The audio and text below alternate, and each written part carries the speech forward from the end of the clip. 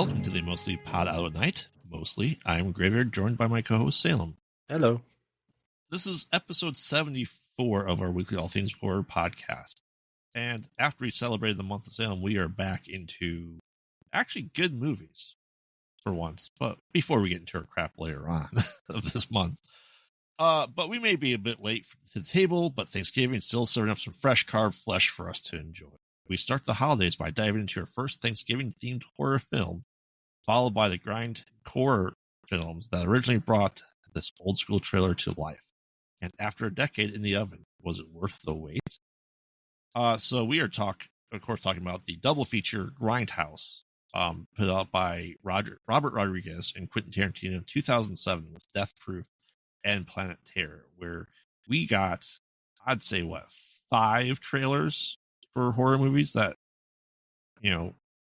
almost all of them came out. I think there's only 2 left. Yes. One was Machete, which came out and even had a sequel. Yes. One was Thanksgiving, which just happened. One which is Hobo with a Shotgun, which is one of the ones on our list here. And then there, the 2 left is Werewolf Women of the SS, which was Rob Zombie's contribution. And then Don't I think was the other one. Yeah. Just thinking about you're going to the house. Don't. Well, I think it was just like going over all like the horror movie trope kind of jokey things. But yeah, I think they said they're not going to even attempt to make that. Correct. And while watching it, there was a built-in trailer for was it White Flesh? Oh yeah, it was. Oh yeah, I remember what it was, but it was like Caged Heat. It was like one of those movies. Yeah. So I thought it was fun. Like, oh man, no one really talks about that in the universe trailer that exists. That might have been a real trailer. I mean, who knows? Yeah. I was like, oh man, maybe there's another one coming out. But yeah, as we said, Hobo with a Shotgun, Machete, not necessarily horror movies. Hobo with a Shotgun is pushing it, but because of the olives that we have this week, fountains or blood fountains, it is just a good 70s grindhouse movie, but set in maybe the modern time. Well, yeah, again, I mean, there's no other chance for that to end up in a list of ours, so. Correct. And like I said, Machete's too action-y for us to do it, but Thanksgiving, we saw a couple days ago, and we'll get into it. As we said, it's been 16 years since it was teased and in development hell for a very long time. Yeah, well, I think it was supposed to be the first movie made. Yeah. As after the Grindhouse one, and it just got stuck, and then it ended up being the 3rd made. So. Yeah. Well, technically the 4th if you count Machete's sequel, because he did have a sequel. Yes. There's Machete and Machete Kills. Yeah, I think so. Yeah. All these done by, Robert Rodriguez and Eli Roth, except Hobo with a Shotgun. I think they're producers on it. Most likely. Yeah. But let's get into it. We'll start off with Death Proof. Take it away, Salem. Yeah. So there's not a whole lot to explain here. I mean, basically, we get the same movie essentially twice in a row. Yes. To where it starts out with, we get to know this group of women, like, girlfriends going out for a night on the town, right? And they they start by going to like one bar, and they notice this creepy car is like following them, and they go to another bar and the car's still there, blah blah. Anyway, they notice them there, but it's mostly like dialogue of them being like, I don't know, rowdy. Uncle Julia. yeah. They're just being like, rowdy and, having fun. Again, they're young, women with, the second bar, they got a bunch of guys, trying to like hit on them and, trying to get them to like go home with them, because I guess they're going to somebody's cabin in the lake or something. No boys allowed. Right. Yeah. No boys allowed, which they're willing to, budge on that a bit, but they have to like, prove themselves. So the guys are like trying to get them drunk and prove themselves anyway. One of which were Eli Roth. Right. Yeah. So anyway, as the night goes on, is basically, we get Rose McGowan is kind of like the damsel in distress, like, needs a ride home. This one guy volunteers after devouring a plate of nachos. Yes, and he's vouched for by Quentin Tarantino. Well, Warren, the bartender, played by Quentin Tarantino. Anyway, yes. Kurt Russell playing stuntman Mike, who is, obviously an older guy, big scar on his face, wearing like an old school like members only jacket with a bunch of old like racing patches all over. Icy Hot is his sponsor. Right. Yeah. So, as the night goes on, he kind of like, watches them from afar, and he tries to approach him a couple times, just kind of like messing with them, like, oh, I think I know you from the radio kind of thing. And there was a thing that she did on the radio saying that, oh, my friend's in from out of town. If you like say this poem after you buy her a drink, she'll give you a lap dance. Yes, by Butterfly. Well, that's not her real name, but that's the name that she gives her on the radio. So, stuntman Mike eventually, buys her a drink and then gives her the poem, and Jungle Julia tries to like deflect it away, but stuntman Mike kind of like talks her into giving him a lap dance. So there's like a big ridiculous lap dance scene that gets a hard grindcore cut. Yeah. But anyway, so they all jump in their car. Rose McGowan jumps in stuntman Mike's car, and he finds it. He then tells her about his death-proof car. Yep. And his death-proof car is basically like, oh, have you ever wondered how those guys in those, movies that have these big car crashes survive? He's like, well, they make the car death-proof, and they show like his whole thing. He's got like plexiglass all around him and roll cages and all this protective, gear and seatbelts and stuff. And then she gets in the passenger side, which has none of that. It just has like a seat. Yeah, it has like a little metal seat. And he's like, yeah, well, it's death-proof for the guy driving, but like, sometimes they want to put a camera in here. So like that's what this little, area is for. Yeah. It's only death-proof for the person driving. So, anyway, so they go to pull out the parking lot. He's like, "Oh, which way you going? Right or left?" And she's like, "Oh, I'm going right." And he's like, "Oh, that's a shame." Yeah. And then one of the best scenes. Again, I love Kurt Russell, especially in this movie. He's like, "Oh, that's a shame for you." And she's like, "What do you mean?" I was like, "Well, it's a 50-50 chance. If you would have said left, then you wouldn't have started getting scared till a while, down the road." And she's like, "What do you mean?" Yeah. So he's like, "Yeah, well, we're going left, but make you won't feel scared right away." Anyway, so he then chases down the other girls, goes, passes them along the road. They're all like, singing along in the car and, just like, having a good time with their feet out the window as girls do, I guess. I mean, in Tarantino's mind, yes. Well, yeah, in Tarantino's mind, there's always feet in every frame. Yes. So he drives way down the road. He turns the car around, turns his lights off, and then just starts driving top speed directly at them. And then turns on his lights like the split second before he hits them, just so they, realize that they're going to be hit. And then we get kind of a cut scene that shows like each one of the four girls' deaths as this accident happens.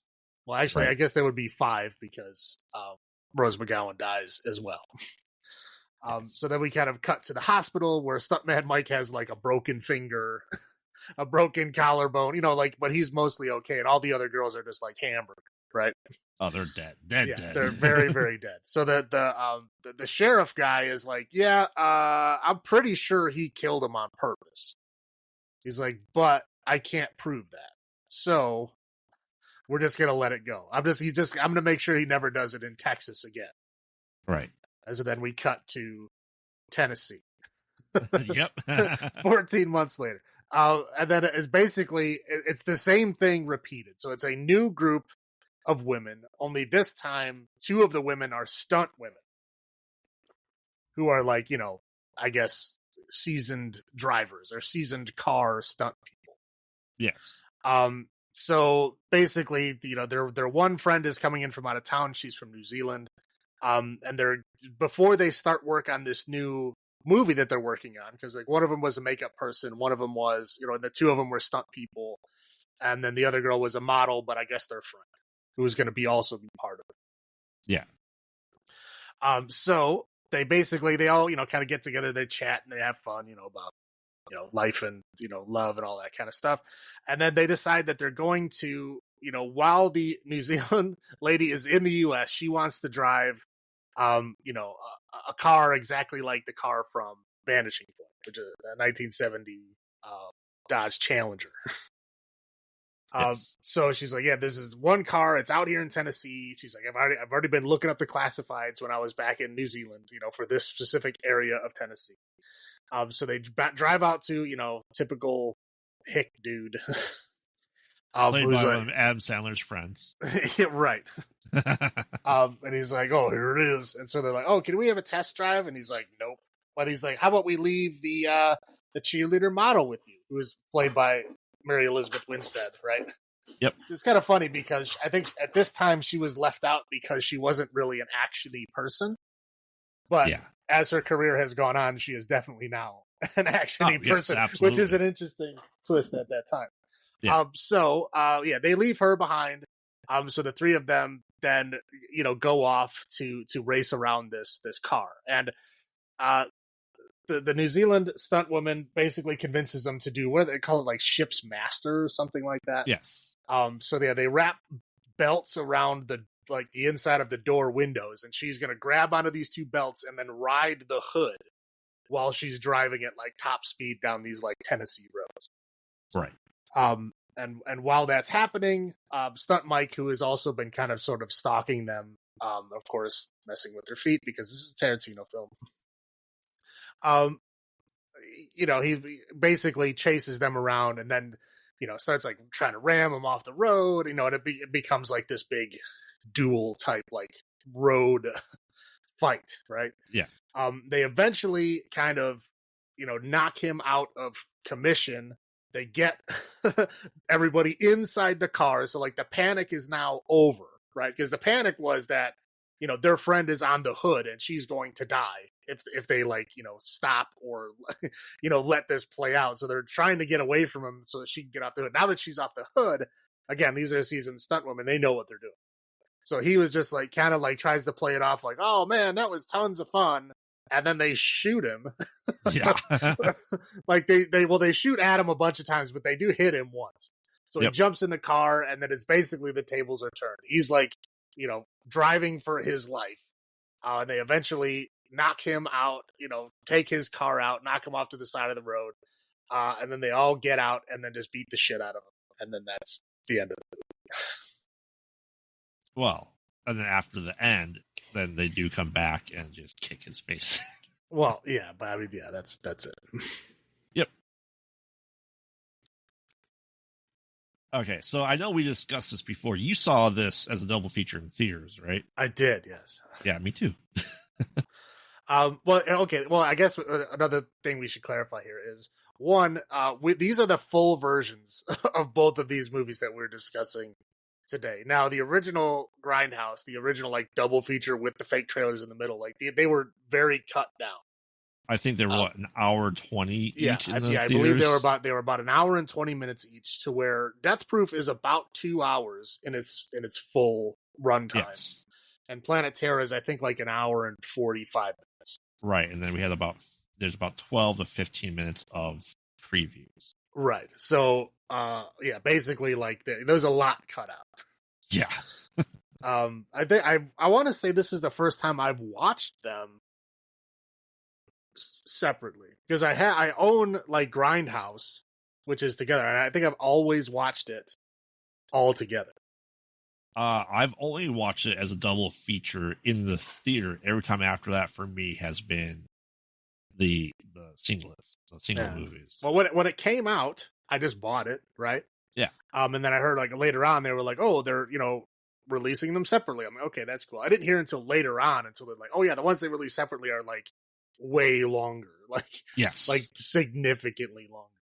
I didn't really realize that till later, and I always meant to like, oh yeah, I should make a night where I watch both of them. I just never got it. So these are the first time I'm watching the entire whole versions of this. It doesn't. I mean, honestly, it doesn't make a whole big difference, but I think it does add a lot more to it. I mean, it adds a lot more to it, but you also then you lose the idea of the Grindhouse double feature too, though, when you watch it separately, because you don't really have the commercials built into it like they did. It's not the theatrical release essentially. Yeah, I mean, again, it's still there. Yeah. I mean, specifically with Death Proof, for some reason he only does it in the first half of the movie, whereas like he has that film grain, Yep. or like the hairs on the screen and stuff. All that kind of film grain, the bad cuts, like the repeated lines, the weird music edits that are intentionally bad. People on either the wrong side of the person during one scene and on the other side the next. Yeah. Right. Yeah. This is like just how the movies were at that time. They filmed them for cheap and they just like keep it rolling. Yep. Yeah. So that's how it was. And again, intentionally done here. I think it's hilarious. Oh yeah. But great. But the second half of the film, it's like when they cut to Tennessee, there's the short intro there that's in black and white without any of the film effects, and then eventually it goes to full color when the pop can drops from the vending machine. Right. And then everything is color from that point on, and again it's like full modern production after that. Yeah. Like all the film effects go away. Yeah. So I mean, for you on this rewatch, do you find more in it that you didn't realize was in there? If this is your first time really watching it as its full single movie? I mean, there's a whole lot more character like introductions and kind of just character like, I want to say arc, because there's not an arc. It's too short for an arc, but you get to know a lot more about the characters. You know what I mean? There's a whole lot more background for everybody involved.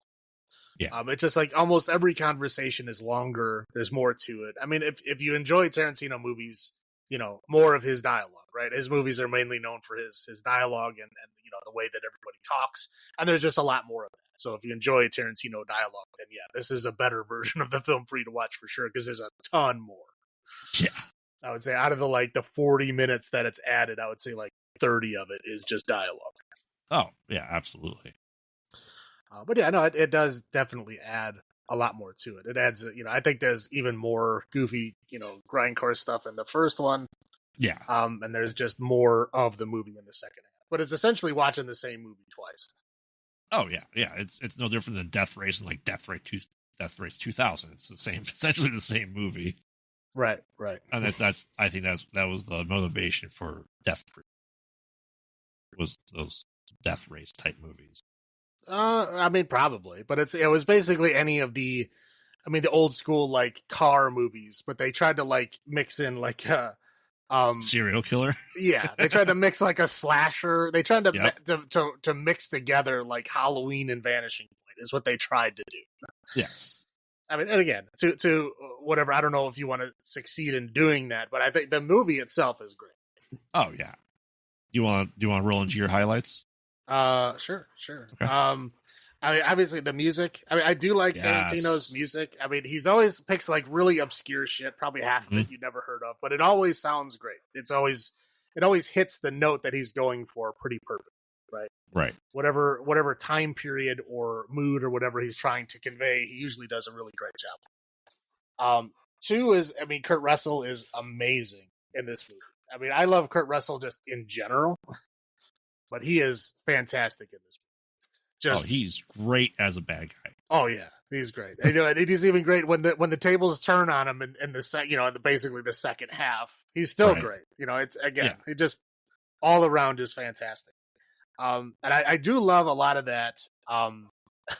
The bad film edits, the bad music edits, like the scenes that just like end for no reason. Like there's stuff still going on. The scene is not over, and it just cuts to the next scene. All those weird, goofy things that they intentionally put in there for grindcore. I thought it was great. I thought they did a fantastic job. It was super fun. I liked all that. And then of course the ending. I mean, the ending is, there's very rare for those kind of tables to be turned like that, and for the tables to be turned like that for as long as they were is also extremely rare. Like usually it's like a last minute turnover, right? Right. How you like them peepers, bitch, type of thing, right? So where it's like, the tables are turned for like 30 seconds, but this one the tables were turned for like 10 minutes while they were chasing him around. Oh yeah, which is again, very rarely does that happen. Yeah. But yeah, no, it was fantastic. So what about you? What are your high points? Yeah, I mean, Kurt Russell nailed it. He nailed it. You felt like he was that older guy who was a stuntman. Like, he sold it perfectly. Just every aspect. I can only imagine what direction he was given while eating the nachos.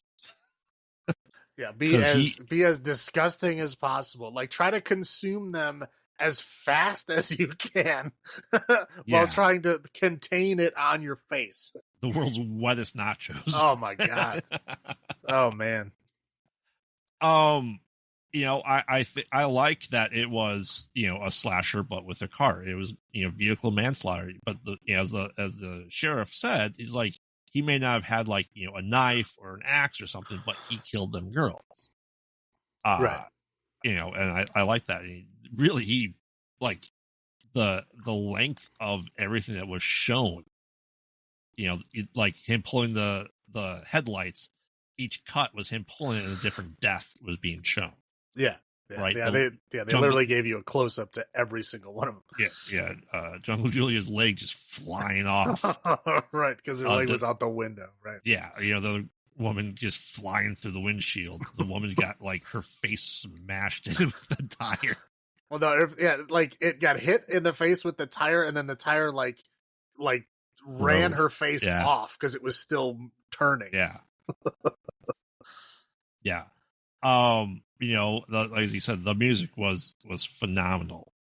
And I liked, and we'll say that, the sheriff and the doctor we see, which I didn't realize at the point in time was Sheriff Judy from the Scream franchise, who's in Planet Terror as well.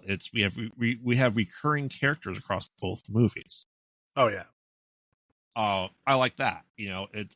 I liked the stupid walk the sheriff did with his son as they walked through the hospital. Like, it was like a West Wing type thing, but with like the weirdest hand positions as they're walking through the hospital. And like it seems like it went on forever too.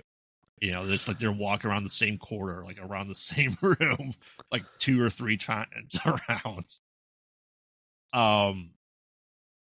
Yeah, and I kind of wish. I mean, I love the grindcore stuff, the film edits that you're talking about. I kind of wish they continued throughout the entire movie. But it was a way to kind of differentiate the two different stories. Like I said, it almost seemed like one was, 14 months apart, but it could seem like one was set in the 70s and 80s and one set in the 90s, early 2000s. You know what I mean? Just like a progression of his being a serial killer just goes on for a long period of time. Yeah, and the delivery to Rose McGowan's character was perfect. Yeah. Darling, I need to get you scared right now. He's like, oh, that's a shame. It's like, what do you mean? Again, just Kurt Russell. I've loved Kurt Russell ever since I was a kid. I think the movie that made me like him a lot was Big Trouble in Little China, and that was what, like 86. Yeah. So yeah, I've been a fan for a really, really long time. Yeah. Also, fun fact, that was Walt Disney's last words. What? Kurt Russell. Oh. Because he was a Disney actor back then. Ah. He was a child actor for Disney. And Walt Disney, his dying words were Kurt Russell. There you go. No one knows why. I'll just roll into my low points. If you want.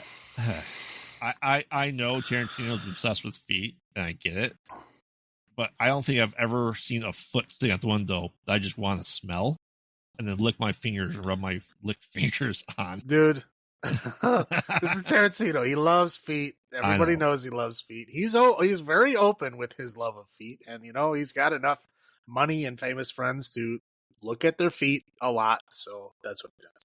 I know. I don't like that. I'm not a feet person either. I could do without all the feet stuff. I mean, I do have feet on my list as well. Because it's like, okay, dude, enough with the feet. The very first scene is feet. Yep. Very first scene. Yeah, every like attractive woman in the film, we see her feet at one point or another. if not more than once. Yeah, exactly.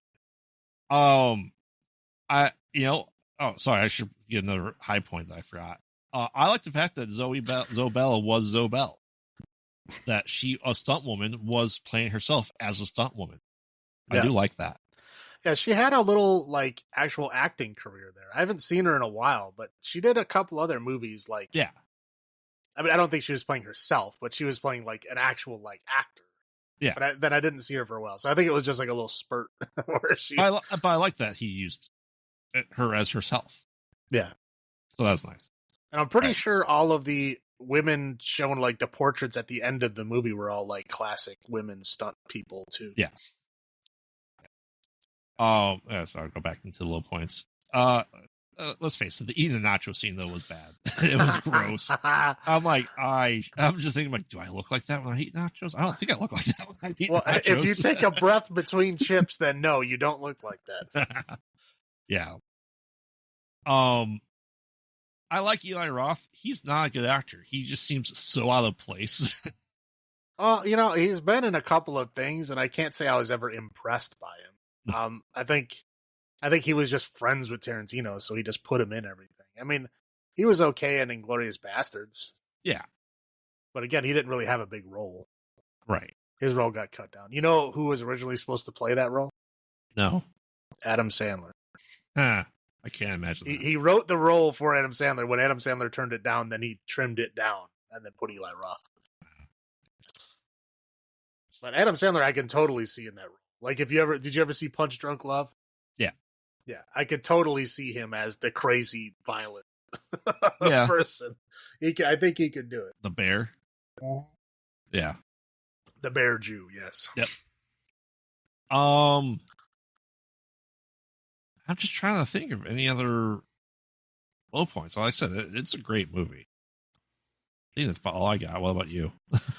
Yeah, okay. Like I said, feet are on my list as well. The second thing is T9 texting. Dear God, I remember that age, and I hated it so much. I didn't really have a phone during that time, but like people were so obsessed with texting, and it took them forever because you had to keep like pressing. You had like different codes. You had to press certain buttons so many times and shit. Right, you want the V, you'll have to hit the 9 5 times to right. get to it. It was like nuts, dude. I had a friend of mine who was like an expert. He could do it while he was driving. He didn't look at the screen. He would just know how many buttons to push each time. Oh wow! And he would be looking at the road the whole time, and he would just do it with one hand while he was driving. He was crazy with it. I think he never quite got over it. Like once we got to like real texting, he was always upset that skill is no longer useful. But yeah, he was obsessed with it. But anyway, I hated that era of texting. And again, like even when she's sending a text, how long does it take her to freaking type it? Oh, half forever. And we only see her type like 3 letters. It's like, oh my God, stop. And the only thing I got is the just the weird that the film, it goes from grindcore for like the first hour, and then we get like 5 minutes of black and white, and then it just cuts to like modern color. Yeah, which was just weird. I mean, you can appreciate it over time, but again, it's just odd. It's just weird and especially because the second movie in this doesn't do that at all. He sticks with the Grindhouse the whole time. Which is, I think, Rodriguez was more dedicated to the art of grindcore than Tarantino was. Even though I probably like the first hour of Death Proof more than I liked Planet Terror. But, you know what I mean? I feel like that Rodriguez was more faithful to the genre. Yes. So that's just my little judgment there. But yeah, that's it for me. I will give an overall low point is we don't have the werewolf woman of the SS. I'm still waiting, man. I mean, like Rob Zombie, what is he doing? Make it, do it. These movies are what his movies try to be. Right. Exactly. Like he's perfect. That's why I was like, he was perfect for doing the trailer for sure. You know, as kind of like a shout out to them, but it's like, dude, like make the movie. Now Thanksgiving is out. All the pressure's on you, man. You're like the last one. You got to do it. Yeah, like I said, that's low point just overall of the Grindhouse, just because it seems like an awesome movie and it's perfect for Rob Zombie. Hell, do another Grindhouse special feature. No, they should do another Grindhouse movie. Oh, they should have done Thanksgiving and Werewolf Women of the SS as a Grindhouse. That would have been awesome. And then have a bunch of new trailers and then just keep that tradition going. And then they should have done Hobo with a Shotgun and Machete as a Grindhouse. For sure. Because those two go perfectly well together. For sure. Hell yeah. We should start a campaign. Exactly. We should. So we are doing number of blood fountains out of 10. I will go first for this one. Mm-hmm. I'm not necessarily the biggest Tarantino fan. I do like his stuff, don't get me wrong. It's not something I typically watch often on repeat. I'd say I'd probably watch his latter half of his movies more than his beginning half. I know it's sacrilegious. There's definitely ones that I like more than the other. I'm not going to judge you for liking some more than others because I definitely like some more than others. There's some, I'd like all of them. Like they're all at least a watchable rating, but there's some that I definitely like. So I won't judge you. I love the Kill Bill. Volume 1 and 2. Yeah. I love Pulp Fiction. That was the first movie of his that I really watched, and it was fucking great. Yeah. Still great. But like I said, this is a absolutely solid movie, and for that, I will probably give this a 9 blood fountains out of 10. Yeah, no, I'm in full agreement. 9 blood fountains out of 10 for me too. Yeah, but this movie is great. I guess I really don't include this movie when I'm thinking about Tarantino and what favorite movies of his I think of, but I really should. Yes. And it may have been just because I didn't watch the full 2-hour long version of it, so I didn't realize how Tarantino it was, with all the dialogue and stuff, because there's so much more added in this version. So absolutely. Yeah. Yeah, I think, like I said, it's fantastic. All right. So next up is Planet Terror, the second half of the double feature of Grindhouse. Once again, like we said, we both saw this in theaters, and I think this movie, as a whole, the longer version is absolutely great as well. It is good. Yeah. Again, I think I like the first hour of Death Proof a little more, but again, the second hour of Death Proof, again, not really committing to that grindcore thing, is it's a little different. But yeah, Grindhouse. Sorry, I keep saying grindcore. It's Grindhouse. Yeah. So Planet Terror is if we're thinking, human and machine being a killer, well, this was the opposite way of the second half by Rob Rodriguez, because it's essentially zombies. Right. So there's a lot of plot lines in this movie. You don't really have to bother with them because over half of them go nowhere. Correct. So if you think about like say Dawn of the Dead, right, where you get the group survivors into the mall and then you have everything from there. We eventually get to that final group, but this is how each group deals with the contagion until they all team up at the end. So I'll just kind of go over those and then do the big team up. So we are introduced to Cherry, played by Rose McGowan. Not the same character, obviously, because she died. And then she is a go-go dancer, so we get an extended go-go dancer routine, and then by then she's crying, looks like milk.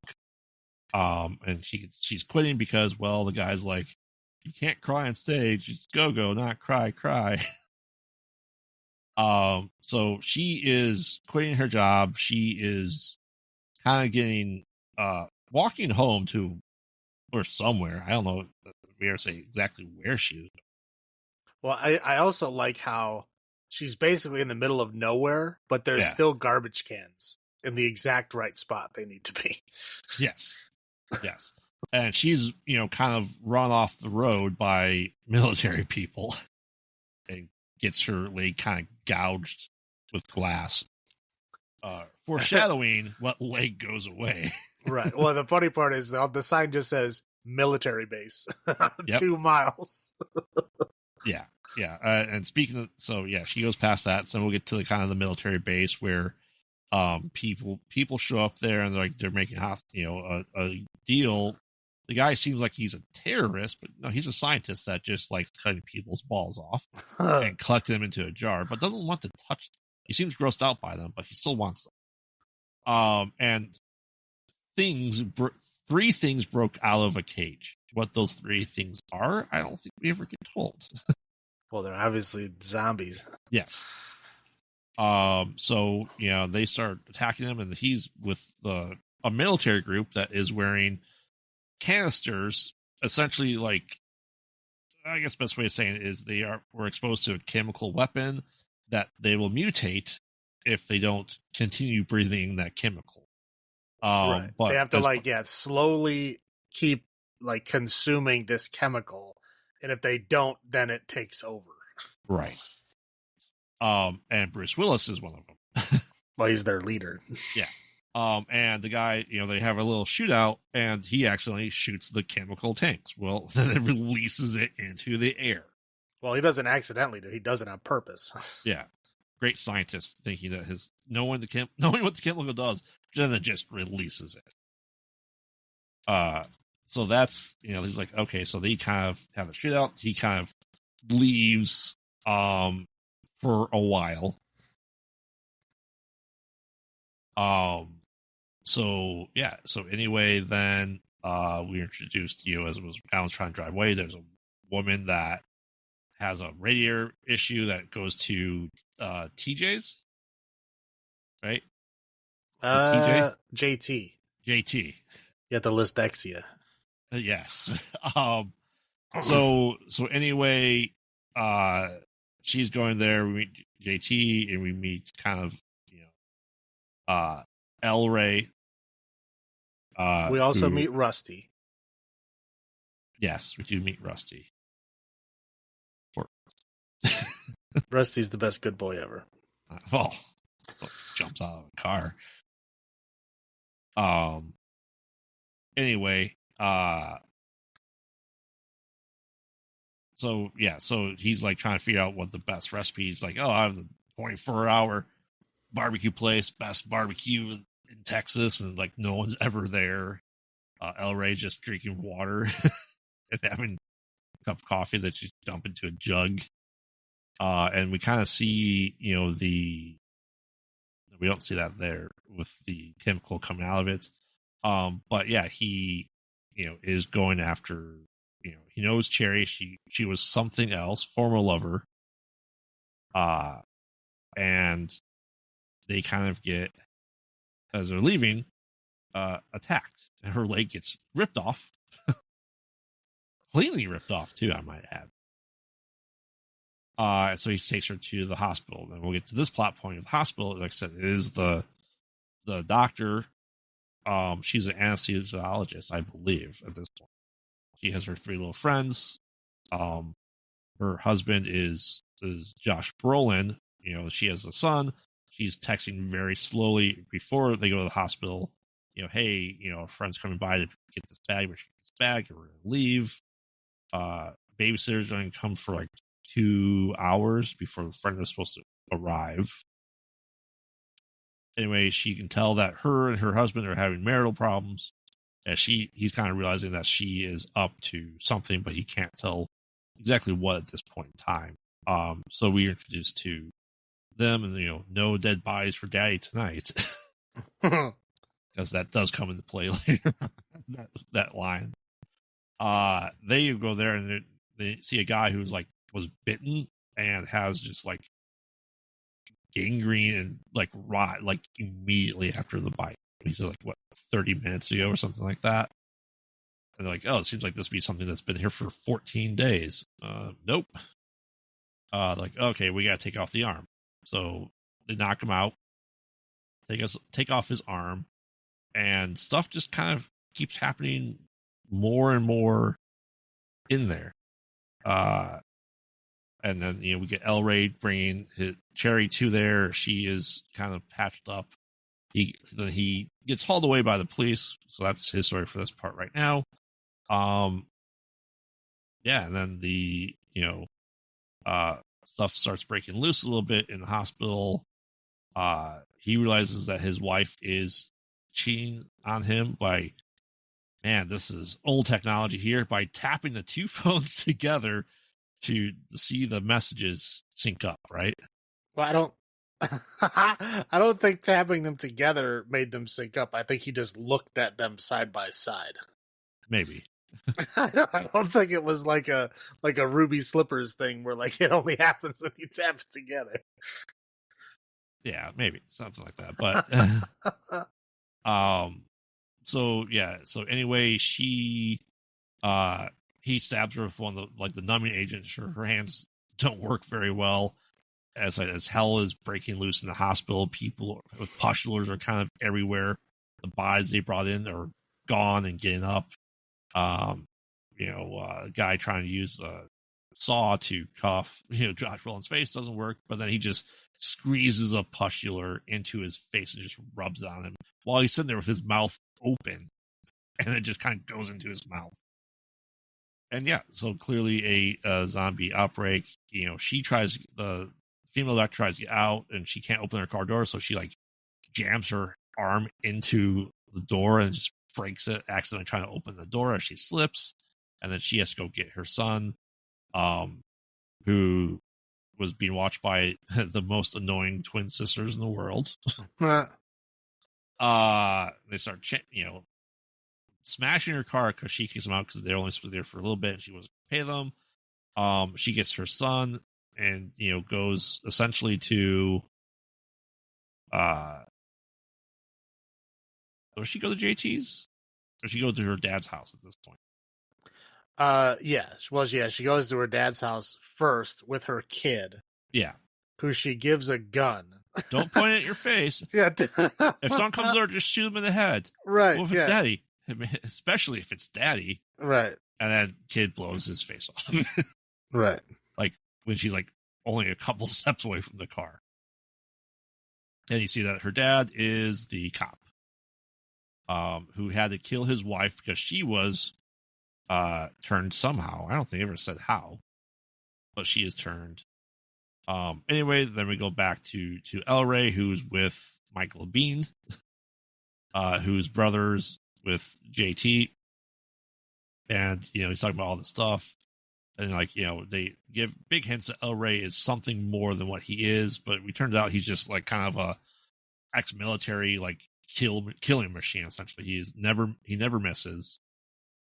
So eventually all survivors kind of meet up at JT's, and then Cherry gets taken out of the hospital by El Rey.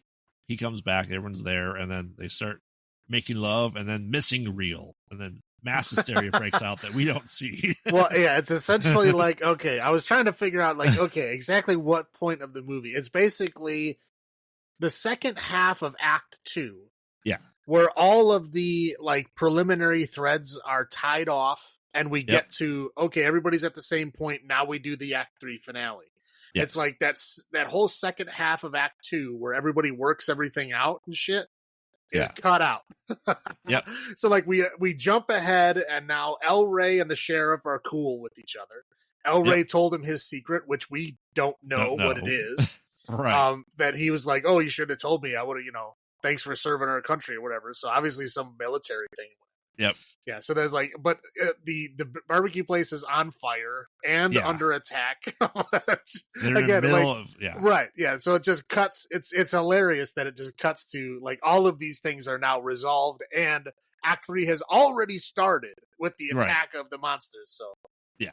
So eventually they all just kind of team up. They get guns. They shoot their way out. They get to helicopters.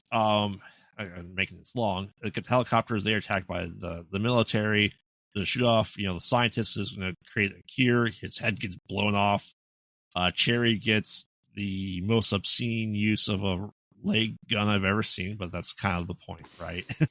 That she's able to this grenade launcher. She's able to shoot herself up and take out guards. We'll get there. Yeah. You know, JT and his brother are dying. He finally gives him the secret recipe to his barbecue and his all that stuff. We have a rapey scene with Tarantino as his junk is melting off. Literally melting off. And we get a little bit more background that Bruce Willis and his team were there, killed Bin Laden, and they were affected by this. There's like a big standoff. El Rey gets shot, but he's like, "Hey, I never miss a shot." After they bone, it's like, "You're pregnant. Go to Mexico with your back against the ocean, fight it off." So they do. Not many people, the group of them. Poor Tom Savini gets ripped into pieces. Michael Biehn and JT die, but pretty much everyone else makes it. Now the female doctor, Josh Brolin, seems to take forever to turn. Like he's still kind of in the right mind. So he goes there and she eventually no more dead bodies for Daddy. And she kills him. Take off hospital, and then boom. Clarification: she did not kill him. Her dad did. Yes, her dad shows up out of nowhere and shoots him like 12 times. Never liked that guy. Glad he's dead. Yes. So then it's however many months later, a year later, 2 years later, and they're again. It's essentially Rose McGowan's character becomes the Alice of the Planet Terror. Find lost people and bring them back to civilization, which is in Mayan ruins. There you go. End of the movie. I will say, I obviously love horror. This is definitely more horror, and I'm pretty sure Tom Savini did the effects. If not, it was Nicotero. His protege. Okay. Oh yeah, Nicotero did both of them. I was thinking of this. I'm like watching, and I'm like, okay, Nicotero, like Savini's protege, is doing the special effects of this movie. I wonder. I mean, Savini had to have a hand. Literally, I mean, like again, I say that because his hand his finger was bit off. That was like the first big scene that he was in. But like literally, he had to like at least give him pointers or at least do his own shit or something. There's no way that it seems like it's Savini blood. Well, I mean, Nicotero uses Savini blood. I mean, Nicotero is his protege. Like, like of course he uses the same thing. But Nicotero is now like, I mean, obviously in his own right, his own person. Yeah. But it's interesting that they were in the same movie together. I don't know. It was probably a fun set to be on. This is what I would say. Savini seemed like he was just having a blast. Right. I said, this is, especially after Death Proof, you're like, wow, this is a lot more gruesome and gory. Well, yeah, it's just gory for the point of being gory. There's just like blood explosions everywhere. Oh yes, and it's great for it. Oh yeah, for sure. Yeah, I'm like, wow, this is like when I walked out of theaters, I'm like, that was an amazing double feature. They need to do it more. Right. Yeah. I was just kind of shocked that no one else ever tried doing anything like that. Yeah. Like it was, again, I thought it was fucking great. I mean, I don't know how much of a hit it was. I guess I wasn't following the numbers at the time, but I mean, like, both Tarantino and Rodriguez kept going on, so it's not like they ever suffered anything from it. I don't know. Again, I was just surprised that no one else hasn't tried anything like it since then. Yeah. I really wish they would. They should. Oh, absolutely. For you on your rewatch, did you find anything more to Planet Terror on the full length movie? Not really. I mean, this one really doesn't add a whole lot to it. I don't know. I really don't know what it did add. I have a hard time like going, what is new? What isn't new? I think it was just a lot of like the build-up shots, like Act 3, like the big fight through like the walls to get to the helicopters. I don't remember that being nearly as long. Again, it was just a lot of the fights were cut short. Yeah, I mean, I think it was essentially the scientist's head blown up. She does the wall jump with her grenade launcher leg. And that's about it for the wall movement. Yeah, again, it's just a lot of the scenes felt shorter. Yeah. I mean, but it really, with the spirit of it was still there. So I mean, I guess they did a good job with that. But yeah, like we'd had like a film melting scene. Oh yeah. Yeah, they had like the reel missing. You know, with Yep. the management apologizes. Yeah. Which is, again, it just, yeah, Hilarious. it's ridiculous. But yeah, again, I really felt like Rodriguez committed more to the Grindhouse like theme than Tarantino did. But He again, understood the homework. yes, he very much did. He understood the assignment for sure. Yeah. I'll start with my highlights. Like I said, this is just gruesome and gory and fun for all the right reasons. It felt like just, that 70s raw exploitation film. It was great for it. I like the fact that we had some recurring characters between the two movies.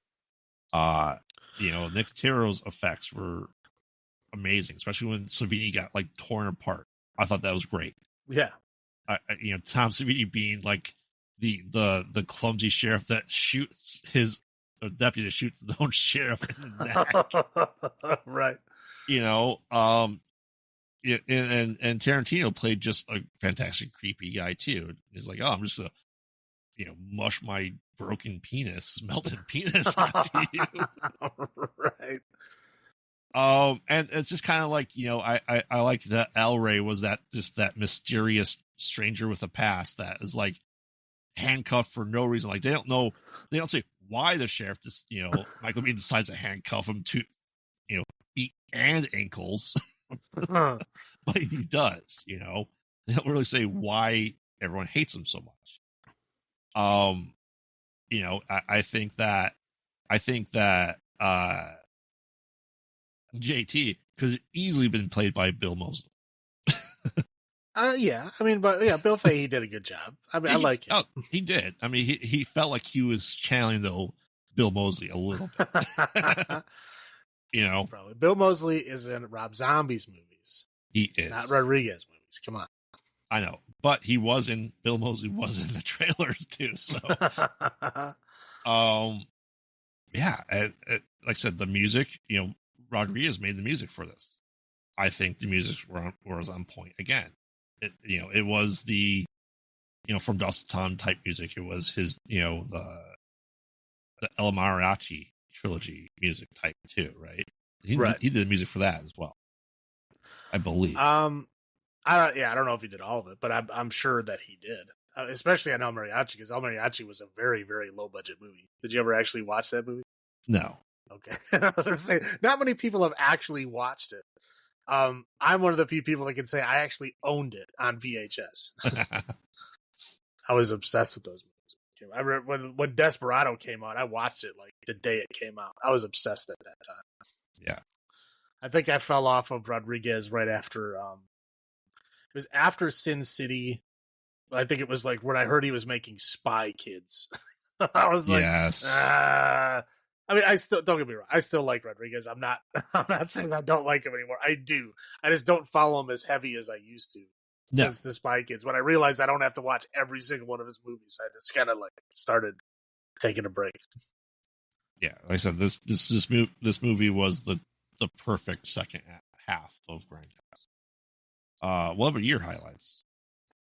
I mean, yeah, again, the gore and effects. I mean, they're ridiculously over the top, and it's hilarious and great. I mean, but they're great and bad at the same time. They're bad on purpose because they're like ridiculously overpowered. Like everything explodes constantly. Yes. Like cars are just blowing up for no reason. Like they're just sitting in the parking lot.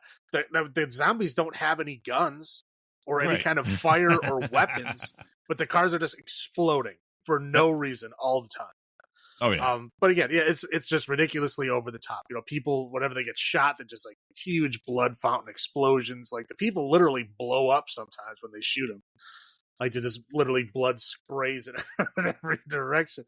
But again, it was supposed to be like that, and it's hilarious, and it's a lot more fun.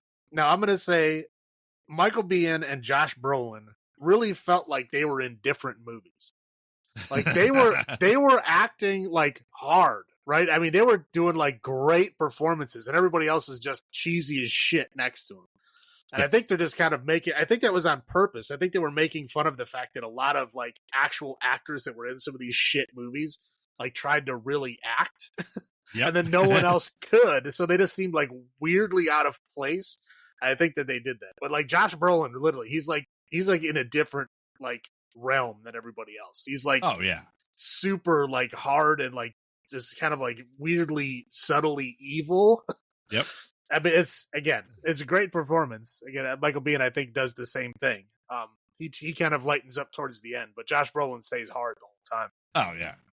Yeah, it really does feel like they're in a different movie. But yeah, their performances are great. It just everybody else being super cheesy around them really just kind of, you go, what? What is going on? I mean, the film effects again, like we have hard music cuts. We have people repeating lines, like again, entire reels missing. Just ridiculous stuff happening all over its place. But again, like I said, they really understood the assignment here. Like we have literally have scenes of like the film melting. Yep. I mean, did a great job with that. I thought that was fun. Do you want me to go into my low points, or do you got roll into your low points? Okay.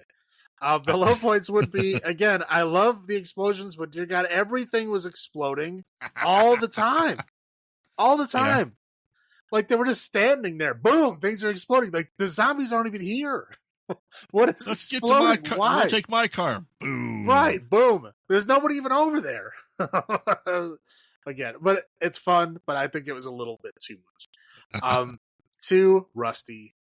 Poor Rusty. He was such a good boy. Out of the car, and they immediately run over. Well, okay. To be fair, like they're driving in a convertible, and they're all like just sitting on the back of the car, and he's just like holding the dog in his lap, and they're going like 80 miles an hour. So yeah, like I don't know what happened. They didn't even show it. It just like Jog just went, and then just like went underneath the car and exploded into blood chunks. And they're like Rusty, and then that was it. Done. Doesn't he go stupid dog? No. I thought he said something bad about it. But... No, he goes, Rusty, no, and then that's it. And then they just cut to the next scene. And again, here's another the big issue I have with this. How does the leg gun shoot? You know what I mean? I'm like watching it, like it still has the trigger. Like what is making it shoot? Like she just lost her leg. Yes. There's no way she understands, then there's no way that he made a prosthetic that could possibly respond to leg muscle twitches. It's impossible. But she He's immediately. Of course he can. But I'm like, again, I'm looking at it the entire time, like, how is she making it shoot? How? It's not possible. It'd be one thing if she was like holding it like a gun, like pulling the trigger. Nope. She just sticking her leg out and it's just shooting. Like, I don't get it. I don't understand. And then she like rocket jumps. Like the grenade literally explodes like a foot away from her other leg and totally fine. Yep. Flies in the air. But yeah, that leg gun, as ridiculous as it is, was the logistics of it bother me. I understand this is not a movie for logistics, but it still bothers me. Those are your low points? Yes. I mean, yeah, to me, the leg gun reminds me of the chainsaw hand, right? Well, yeah, okay, but at least you can touch it though. Well, at least in that movie, they had the foresight to put like the pull cord in like that little hook thing. Yep. So like, okay, you can get it to start and shit. At least they thought that far through it. I understand like the trigger to make the chain. I get that part is probably not feasible. But at least they thought halfway there, right? Yes. They at least had the little pull hook. So like, okay, you can at least start it by yourself. Like I got that. This one is no excuse. It's just a gun peg leg that can somehow shoot. It's one of Reese's talents. Apparently, shoot a prosthetic gun leg, even though I never knew that I had a whatever. Yeah. I mean, yeah, the gun leg. I get exactly what you're saying for, and let's just go with melting penis. Yeah. And he's like, "Oh, I'm still gonna bone." I'm like, what? With what? Yeah. I'm just gonna make it quick. Like, you still got your thing. Put it back on. What are you doing? No. I was like, okay.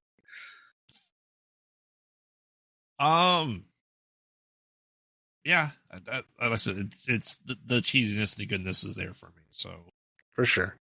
So yeah, I don't really have many low points for this movie. I love it because even like to your point with the cars exploding, and I love that because they showed like that cheesiness, like the way the film was shot is even like the different color background of the car exploding to show that they're not even on the same next to the exploding car. right. And like that was great. That's why I like it. Like that just shows how shadily and shoddily these movies were put together in the 70s and to do it. So I think that was a good homage to it because it just stuff explodes for no reason. And I think that was his point for it. For sure. Explosions.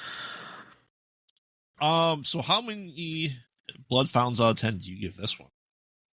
Well, this one's a little bit harder. I mean, Death Proof it's a solid 9. There's no there's no way around it. This one is like, I don't know, it's a little mushy. It's I'll do 8.5.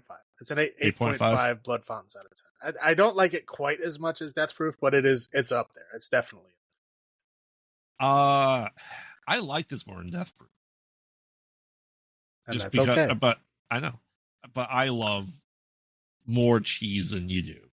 Right.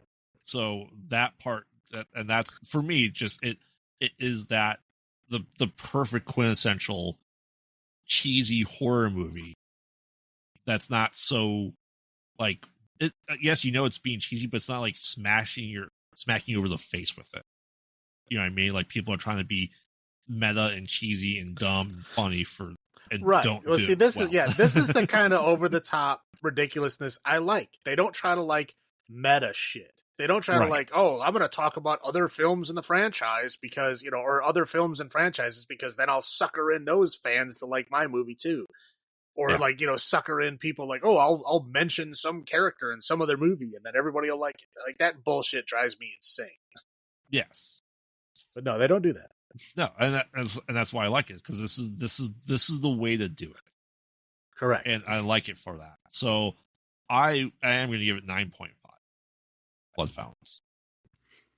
Like I said, I don't get me wrong, I really love Death Proof too. I just like Planet Terror. All right, next up we have Hobo with a Shotgun. All right, which is debatably not a horror film, but I mean it fits too perfectly in with the rest of these to not include.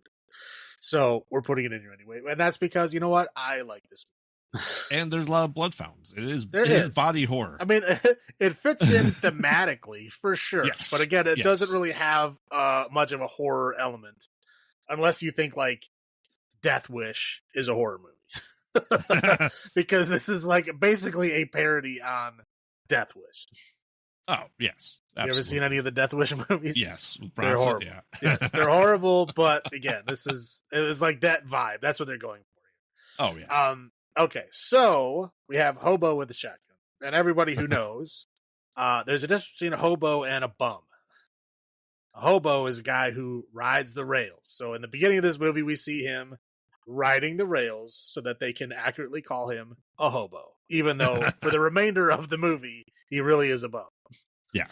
But that's why they have him show him riding the rails in the beginning. And he mentions riding the rails several times just to make sure that they're sticking with the definition of hobo. Because people are like, oh, he's not a hobo. Right, exactly. People definitely would. And they make sure they mention it enough times so that he really is a hobo. Anyway, so we have the great Rutger Hauer is playing a hobo. At the beginning of the movie. It's like kind of the 70s intro for movies that you don't know what you're going to get with those intros because they always seem kind of like pleasant and kind of serene. It's just like, a person and landscapes and shit or like, like stuff like that. Yeah. And you're like, I don't know what this movie's going to be about. This intro does not tell me. And this intro does not tell you at all what this movie's going to be about. So anyway, so he basically is riding the rails and he ends up in a town called Hope Town, which the sign outside says Scum Town, also referred to as Fuck Town. Yeah.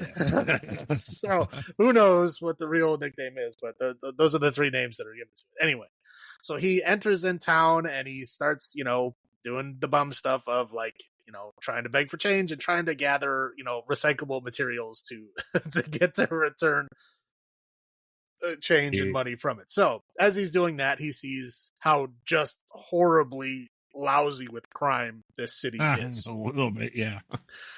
So we're like, he just sees people just beating the shit out of people in the street. Rape and murder just happening all over the place. People aren't even like looking. It's so commonplace. We get to see the guy from Trailer Park Boys get his head put inside of a manhole cover.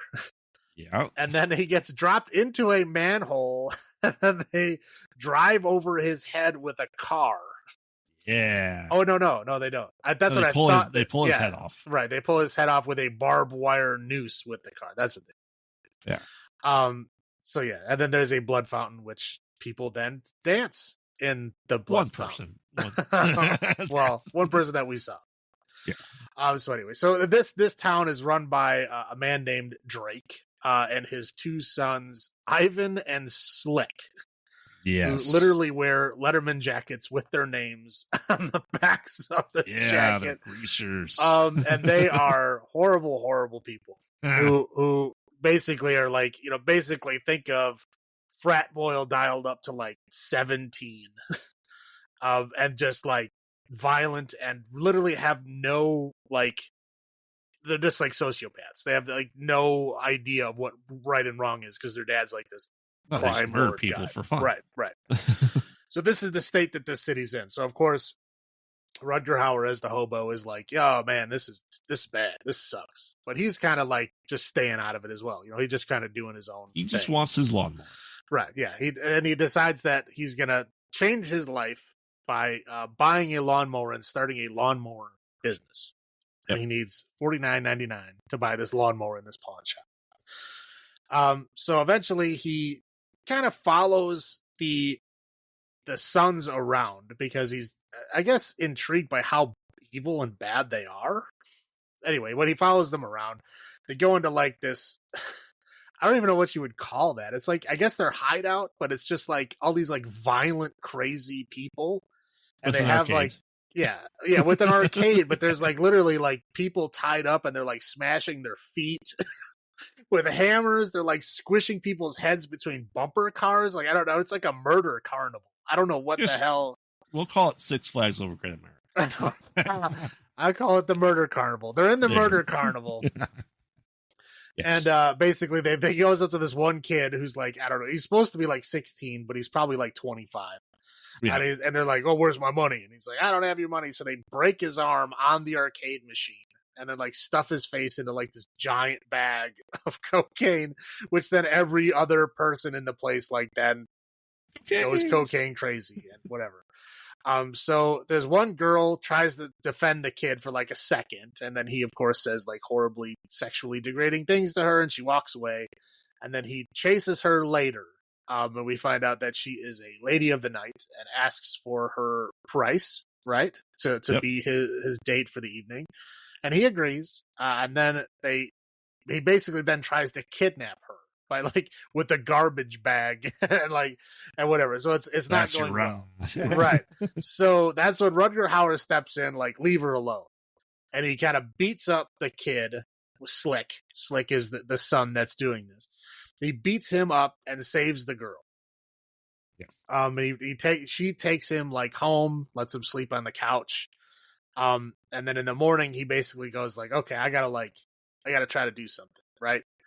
So he goes to like this guy that was doing like bum fights. And he's basically like he was doing jackass but bum fights. Well, yeah. Recording it, yeah. Right. Yeah. So he's like recording the bum fights and he basically goes to him like, hey, you do goofy shit on camera and I'll pay you money. So he like smashes bottles over his head and then like eats glass, all this weird stuff to get the $50. Yes. And he goes to the pawn shop to buy his lawnmower because, he wants to start his company and he wants the girl who is a lady of the night, but he is kind of like refusing to see her as one because he sees her as a good person. So Right. he wants to like help her out and like have her work for him at this lawn mowing company, whatever.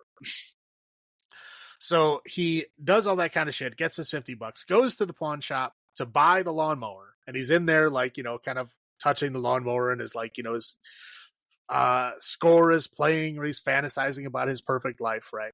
And then the place gets robbed. Yep. By 3 people that are threatening this like mom and her child. Like one of the guys is literally holding a baby at gunpoint. Yes. And screaming that he's going to murder the child unless they give him the money. And he puts all the money on the table, and they're saying that's not enough, and they're still threatening to murder the mother and the child. So Rutger Hauer then grabs a shotgun and kills the 3 people, the 3 guys robbing the place. And so then he pays for the shotgun, which was also $49.99, and decides this is the trailer essentially. Right, So. yeah. Right. So he buys the shotgun, and he decides that he's going to clean up the city all by himself. So he then becomes a vigilante, the so-called hobo with a shotgun. And he goes out and just like, fights people that are doing wrong things. He's killing like pimps. He's killing pedophiles. Yeah, all these like bad people. He's just like straight out murdering, right? So apparently we see like a news report that says like a bunch of these vigilante groups are popping up because crime is so crazy that they have to like do something about it, right? Yeah. Oh yeah, I think I missed the part, but I'll talk about it now. Anyway, so he goes to the police station to like report these horrible things, right? He brings the guy that tried to rape and kidnap the girl to the police station, and he's like, "Here he is, arrest him." And they're like, "Oh, okay, yeah, we'll arrest them, sure." And then come in this room so we can like take your statement, because he wants to talk to the chief of police. He goes in there to talk to the chief of police, and the chief of police is like, "Oh yeah, I agree with you. That's yeah, we should definitely do something about this crime. Except I'm evil too." Oh no! So the chief of police is evil, and then he brings in the 2 sons, Slick and Ivan, who then come in and carve scum into his chest with a big switchblade, and then throw him out. And then that's when he spends the night at the hooker lady's house. Anyway, so I missed the part there just to give it more of a personal effect to what's happening. So he does all that kind of stuff. He's like murdering stuff. Of course, Drake is now really pissed off that the hobo with a shotgun is like, inspiring the city to like fight back against him and his criminal empire. So he decides to tell the entire city that if they kill homeless people, he won't kill the rest of their families, because the one son, Slick, takes a flamethrower to a school bus and kills a bunch of children. You don't look like hobos to me. So he kills a bunch of children and basically threatens the rest of the city that we will continue to killing your children unless you kill all the homeless people. So the people basically like create a big mob and just go around like killing homeless people. Yeah. So again, Rutger Hauer kind of hides through all this whole thing, and he kind of is thinking over like what the hell's going on, where the city is like literally being taken over. All the homeless people are being murdered and shit. So one of the evil, corrupt cops again tries to rape Abby, who is the lady of the night that saved him earlier, that he saved her. And so he tries to rape her again. He finds him, kills the cop, and then they barely escape the mob trying to escape, trying to kill all the people. So that's when they go back to her place again, and they're like, "Oh man, what are we gonna do now?" So we got to leave the city. We got to get out of here. We're gonna ride the rails, go to another city, and then we're gonna start this lawn mowing business. And then they're attacked by the brothers. Well, Ivan and Slick attack them. Slick takes Abby in the bedroom and then tries to saw her head off with a literal saw. And while that's happening, the hobo is fighting Ivan, who's trying to kill him with ice skates that he's wearing all the time as just shoes. Yes, because they walk around with ice skates. Well, I will clarify that this movie was made in Canada. Oh, okay. So that makes sense. Canadian thugs maybe wear hockey skates. I don't know. But that I was kind of confused by that until I realized this was made in Canada. I'm like, got it. And then one thing when Abby said a boot, I'm like, oh, you gave yourself away. Like, this is a Canadian movie. Now I know you're gay. So anyway, he manages to electrocute Ivan with a toaster on his ice skate, and he manages to save Abby. And in doing so, he duct tapes his shotgun to Slick's pants, right? Of course, Yes. like right above his crotch, and that's how he gets outside. And then he, shoots off his dick essentially.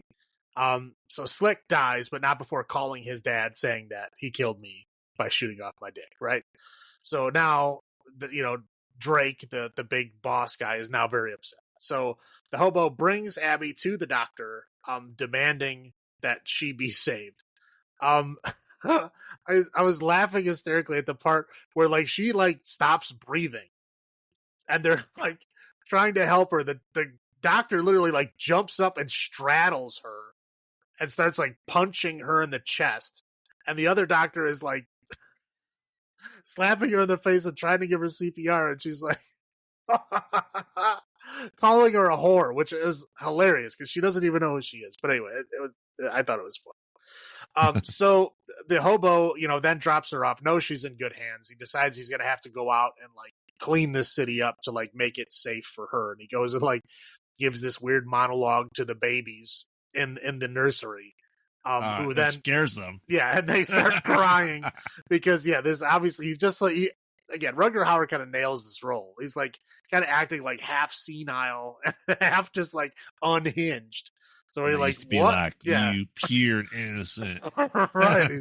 Just bizarre. Anyway, so so as that's happening, the dad Drake calls in the Plague, who they're two robot guys. I don't know. I guess they're robots. They talk like robots. They look is Daft Punk, but if Mad Max. Well, yeah. Mad Max, bounty hunter, Daft Punk, sure. They talk like robots. Yeah. So they they show up. I don't. What do they look like? Yeah, they're wearing all black. They got robot heads. I don't. Whatever. They got a suit of armor. Right. Yeah. Whatever. They again. They look like post-apocalyptic robots is what they look like. Yeah. So they come in there and they're killing all these doctors and nurses and shit. And so then the hobo tries to fight them.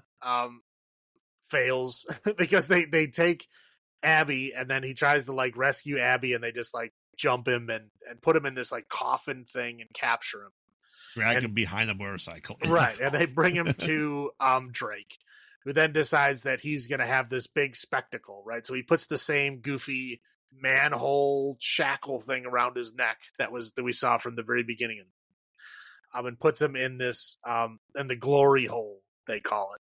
Yeah. And they're gonna do I don't know what they were gonna do. Oh, he tied a rope around his neck. They were gonna yank his head off. But Abby decides that she's gonna finally fight back. So she montages. makes this shotgun axe combo and makes her own armor, and then she makes the lawnmower into a lawnmower shield. Yep. Kind of on Dead Alive, where he had the lawnmower on his chest, she's just holding it in her hand. Yes. But the same vibe. So anyway, so she again then convinces the people that were hunting the homeless people to not hunt the homeless people, to hunt the bad people that were committing all the crime. So they're okay, yeah, we should do that. So then she goes and kills one of the Plague, one of the robot guys, with her lawnmower shield. And then the other one is gonna chop off his head with the noose, and she manages to cut the rope before that happens. She saves him out of the glory hole. He gets his shotgun and he shoots Drake a whole bunch of times. Yes. The Plague comes back and says oh, you killed one of the Plagues, so you should be us now. And then he's just no. And so then he goes, okay, and leaves. Which is bizarre, and I don't know what the hell. I'm going home then. Yeah, he's okay, see you later. But anyway, basically Drake is still alive, barely. He's bleeding out of a whole bunch of holes and stuff. Because he was stabbed with her chopped up hand. Right. Yeah, her whatever. What humorous? Yeah. The bone in your radius. That's the bone in your Radius. So the she stabs him with her own broken radius, and then he's standing over Drake, gonna shoot him to finally kill him, and all the cops show up, the evil cops, right? Because every cop is corrupt. Yes. And so they're like, "Oh, you shoot him, and we shoot you," and then all the people show up that were hunting the homeless people, so they're all aiming at the cops, and it's basically like this: "Oh, you shoot him, we shoot you" thing. So then basically he shoots Drake. They shoot him. All the other people shoot all the cops, and then as Rutger Hauer, the hobo, falls down dead, the movie just ends. Yep. After Abby screams no, after he gets shot, and then literally the credits roll next to the shotgun that fell on the ground after he dies. And that's it. So this was your first time watching it. What'd you think? As I said before, I was watching this today.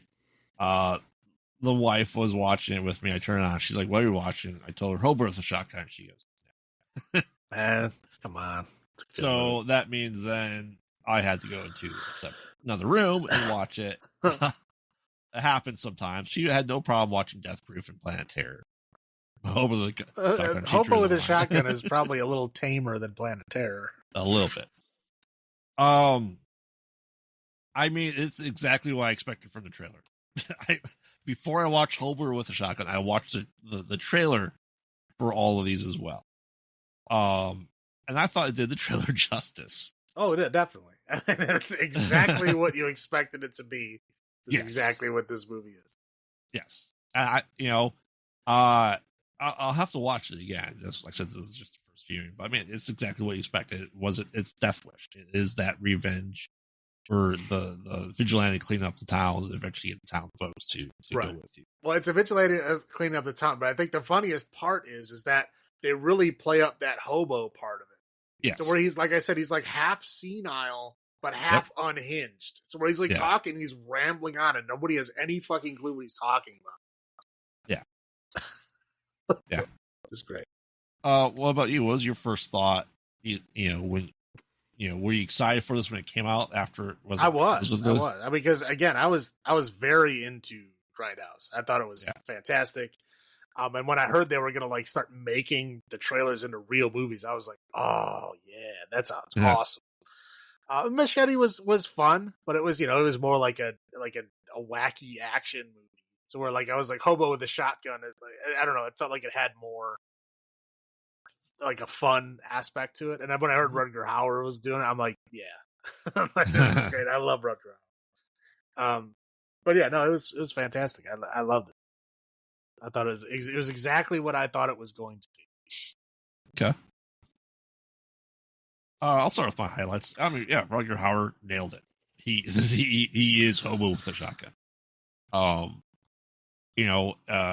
think this is kind of like Sin City in a way, right? It is that just crime world where just a handful of people run the entire town and we're just scared of them.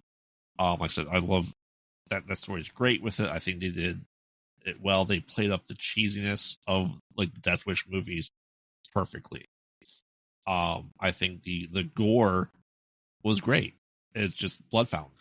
Literally, Ricky from Trailer Park Boys' head gets knocked off, and here comes a woman dancing in the bikini in the blood for like 40 seconds or to a minute. Right. I'm like, wow, that's a lot of blood just squirting up there.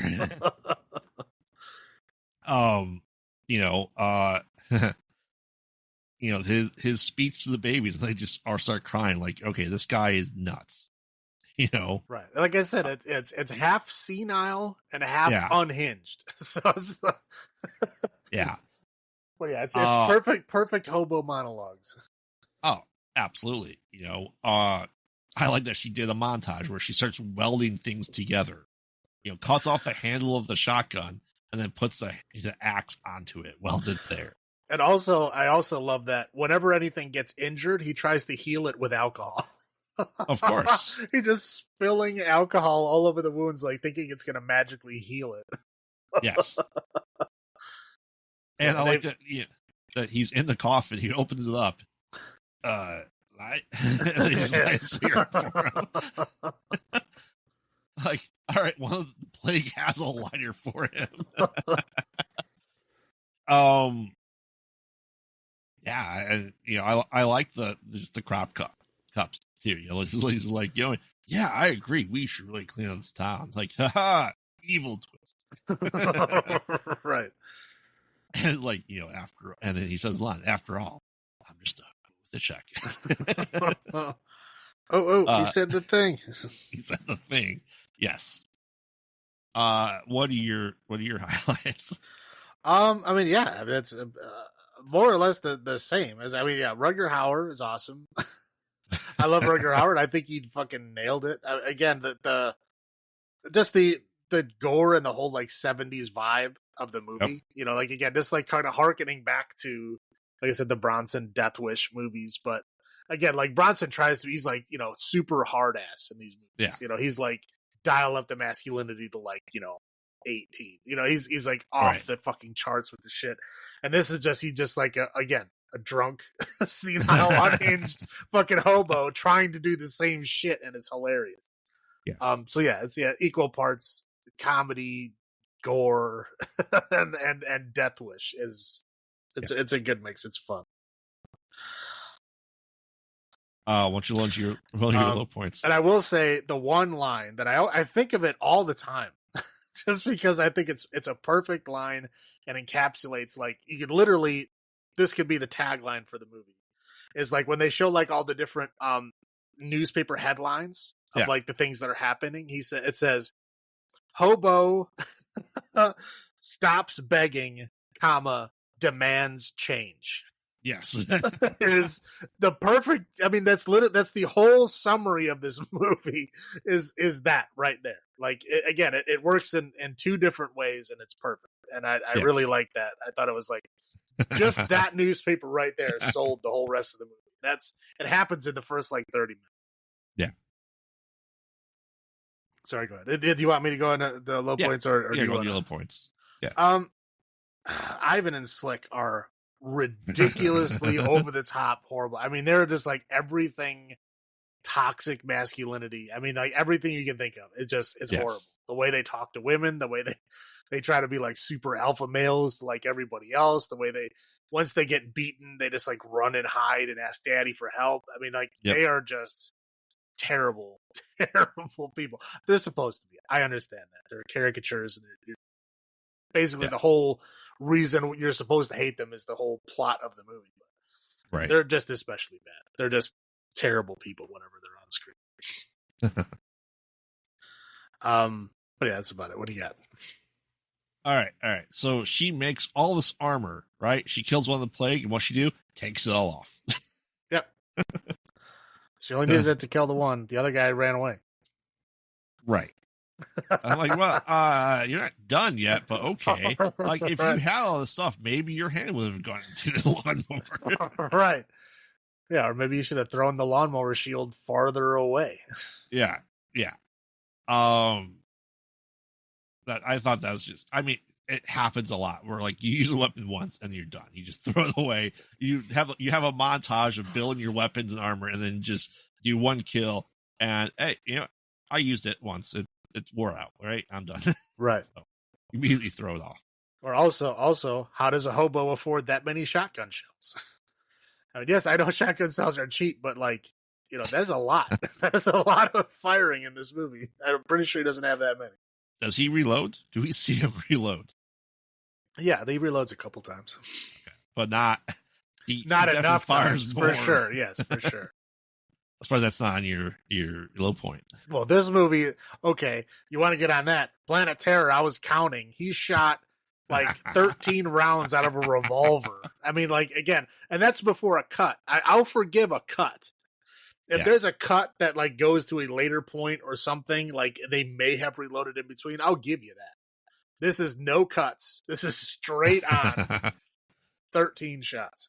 Well, I mean, it just shows the ridiculous of the, you love action movies, that there's no reloading like ever in the 70s. Oh yeah, I always it's a bad habit I've had ever since I was a little kid. Is like as soon as I learned like how many bullets certain guns hold, I always count every single time.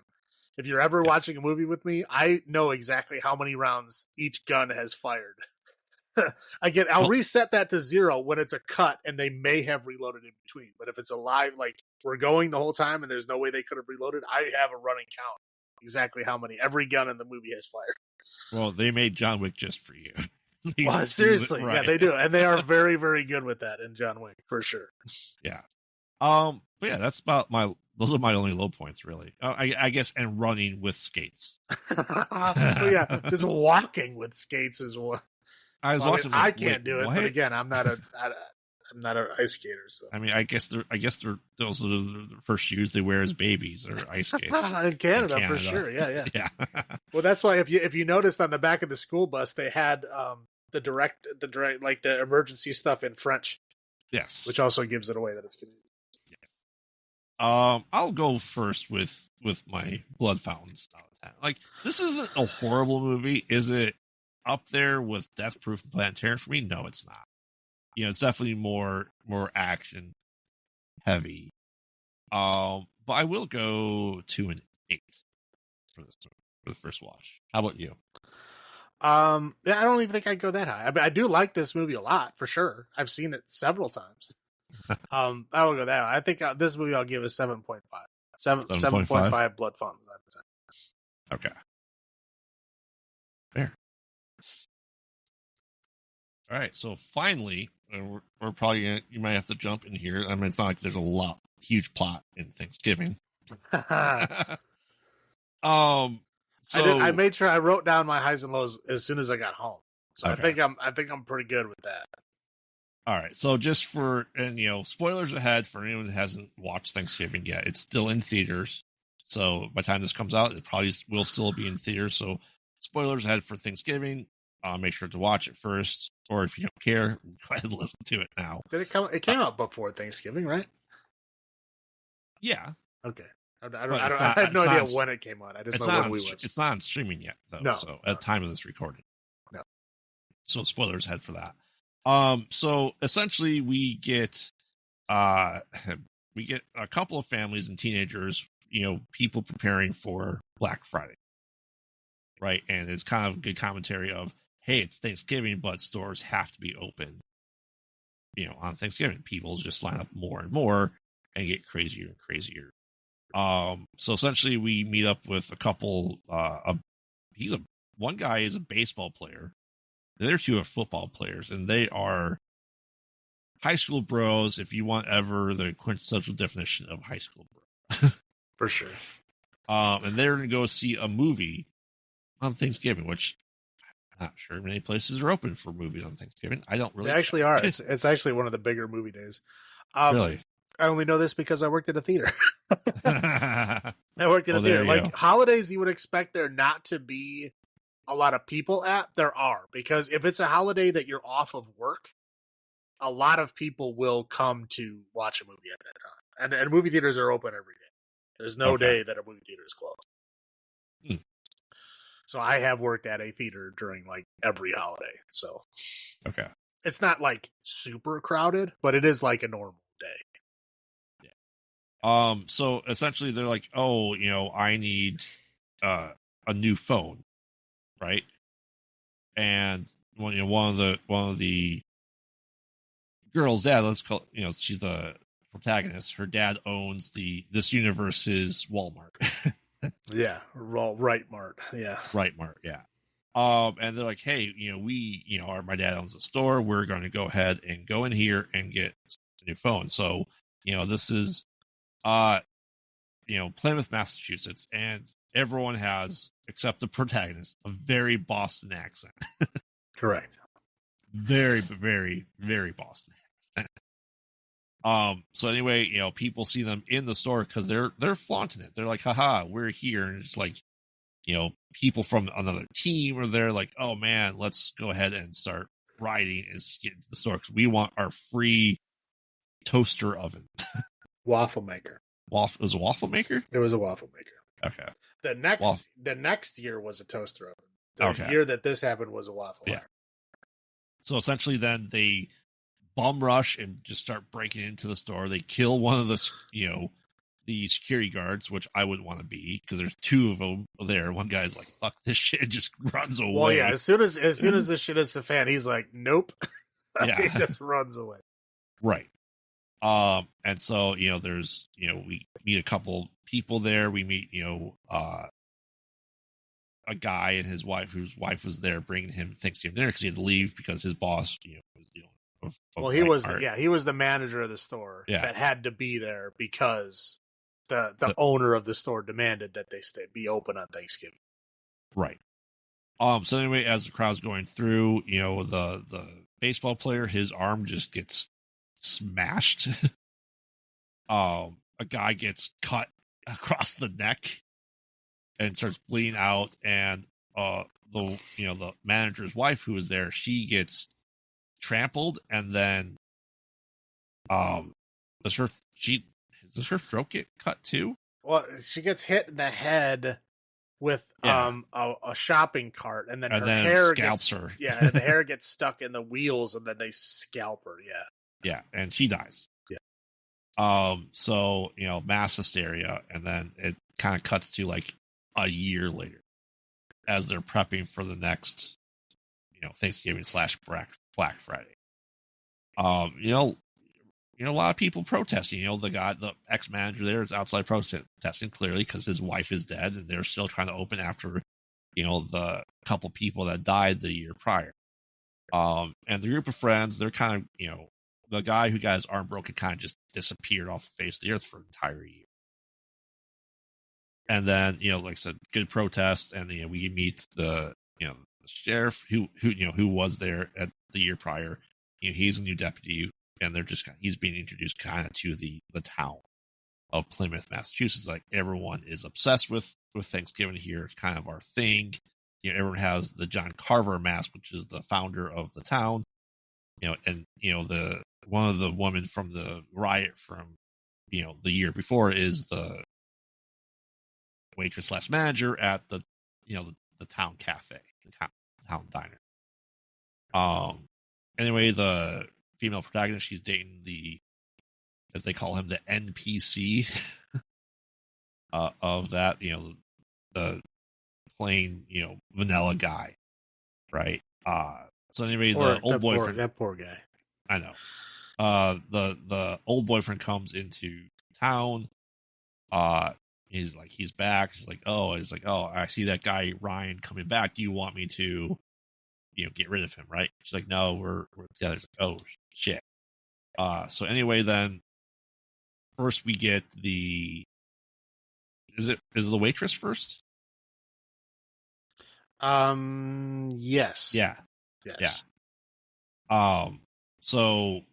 So the waitress, she gets kind of attacked in the diner, and she gets stabbed in the hand. She gets her water thrown on her, and the face is put against the freezer door, so she has to rip her own face off partially to escape the guy who's wearing a John Carver mask and just all black with the mask on. She eventually escapes. She's kind of watching the footage from the manager's room, and she's able to get out, but she gets chased down. She tries to get into a dumpster, and the guy hits the dumpster with the car, and she gets clean cut in half. And he leaves. He takes the pieces of the body, and the torso is there, and we see it kind of positioned at a diner table, which he sends to a group text to the group of people, and then the bottom half is carried up somehow to the top of the Right Mart building and then lowered down onto the sign. And so there's just a half of a torso, or bottom half of a body, sitting on the Right Mart sign. So cops are like, all right, this is weird. They see blood here, but, intestine there, but nothing else, right? So they don't really know. I don't think they knew who it was. Well, they had a video of the guy doing it. Yeah. But the guy was wearing all black, and he had a face mask. So they don't They know it was a human-shaped object that did it, but they don't know who it was. Yeah. So anyway, then, police start getting involved and, essentially saying this is for, Rightmart's fault. So we start, piling up the suspects who would potentially be, the sheriff goes, hey, do you guys have any footage? Because the footage from the riot and that's last year was mysteriously gone. It's like, any help you can give me would be greatly appreciated. You guys are getting these texts, so they kind of start going over the stuff who can be, who can't be. Next, we get the security guard who ran away. Is jump scared by his cat, and then he gets stabbed in the guts with the turkey carver. And dies from that, and his head gets cut off with the turkey carver. But the John Carver is such a nice guy. He does feed the cat and give it pets. and he has his head on a plate in the table setting with everyone else's names. Like, okay, something is really going on wrong here. So then, next is going through the kills because that's what everyone cares about. The guy who led the riot charge, as his girlfriend's jumping the trampoline farm, is going to start stripping. His head gets just twisted the wrong way. And she gets stabbed through the bottom of the trampoline multiple times and seemingly dies. I'm pretty sure she was dead. She was the one in the fridge later on. I thought. That he pours out of her like maybe, wine. Maybe. Yeah. Maybe. Yeah. I don't know. So anyway, is it the next friends or they're at school and they get taken while there? The protagonist, gets in there. This fancy school has like its own salon, school in there as well. She hides in there with mannequin heads. Well, different schools have different, I guess, things. I get, some schools have architecture, drafting. Some schools have auto mechanics or welding and stuff like that. This is like such a small school to have.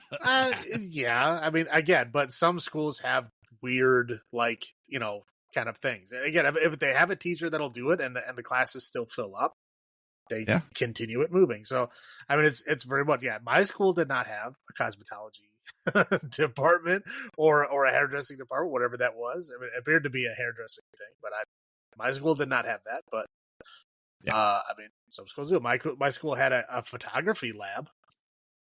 Oh, there you go. So, I mean, not a lot of schools have that. They did. They had a little dark room and everything in there with a little revolving door and shit. Yeah. It's fancy. Cool. So anyway, then we, the Scuba is his nickname. His girlfriend is attacked, while they're watching her.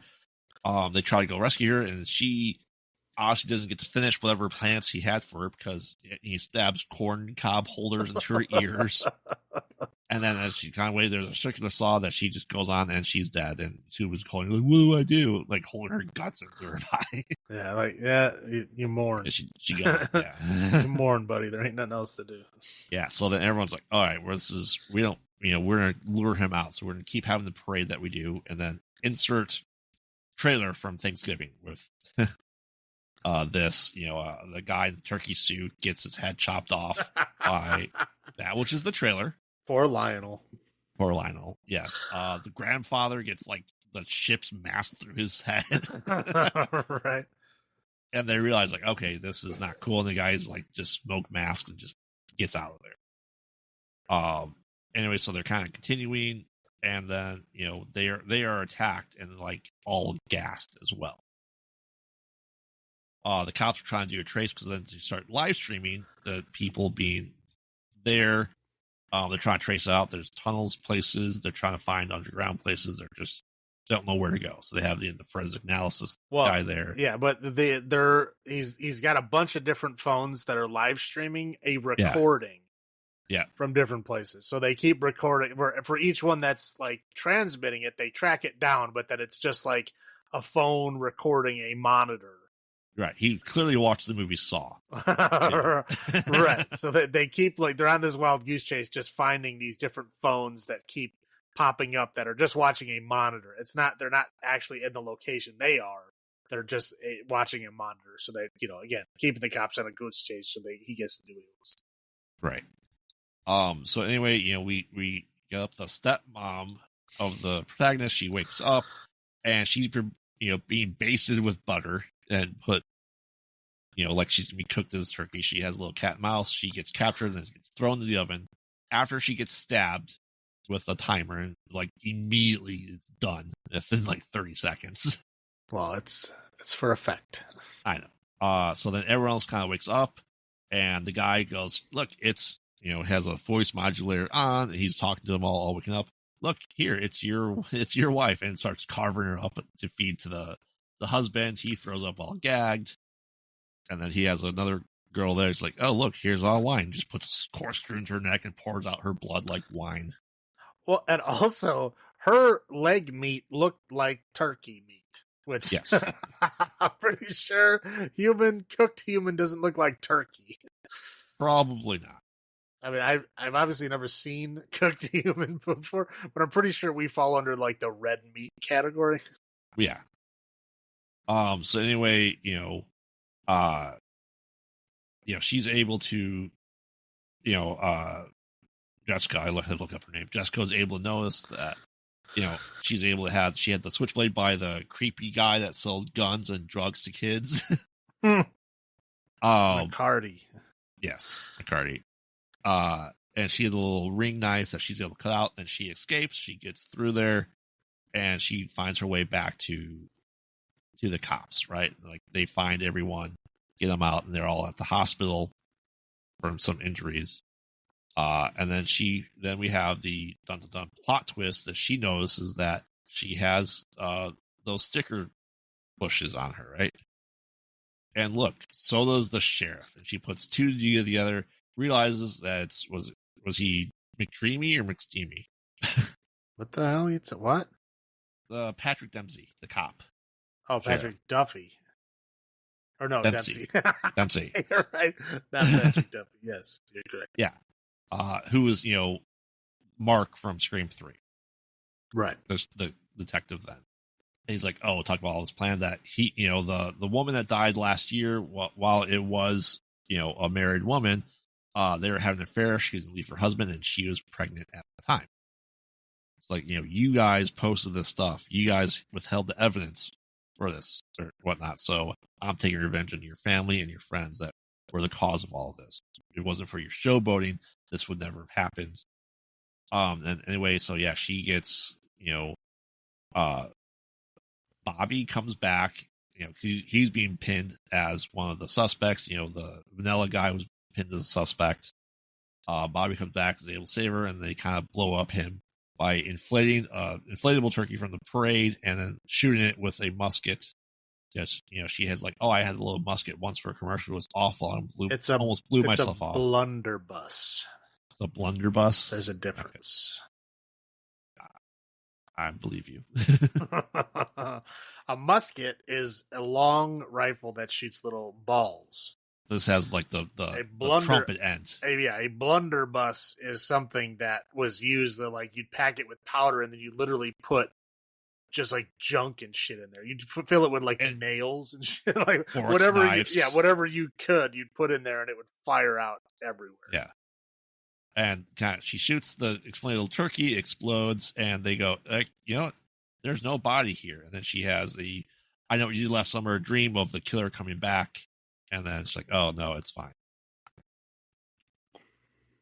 And she's still with Vanilla Brian. Hey. He's a good dude. Nothing wrong with that dude. So, end of movie.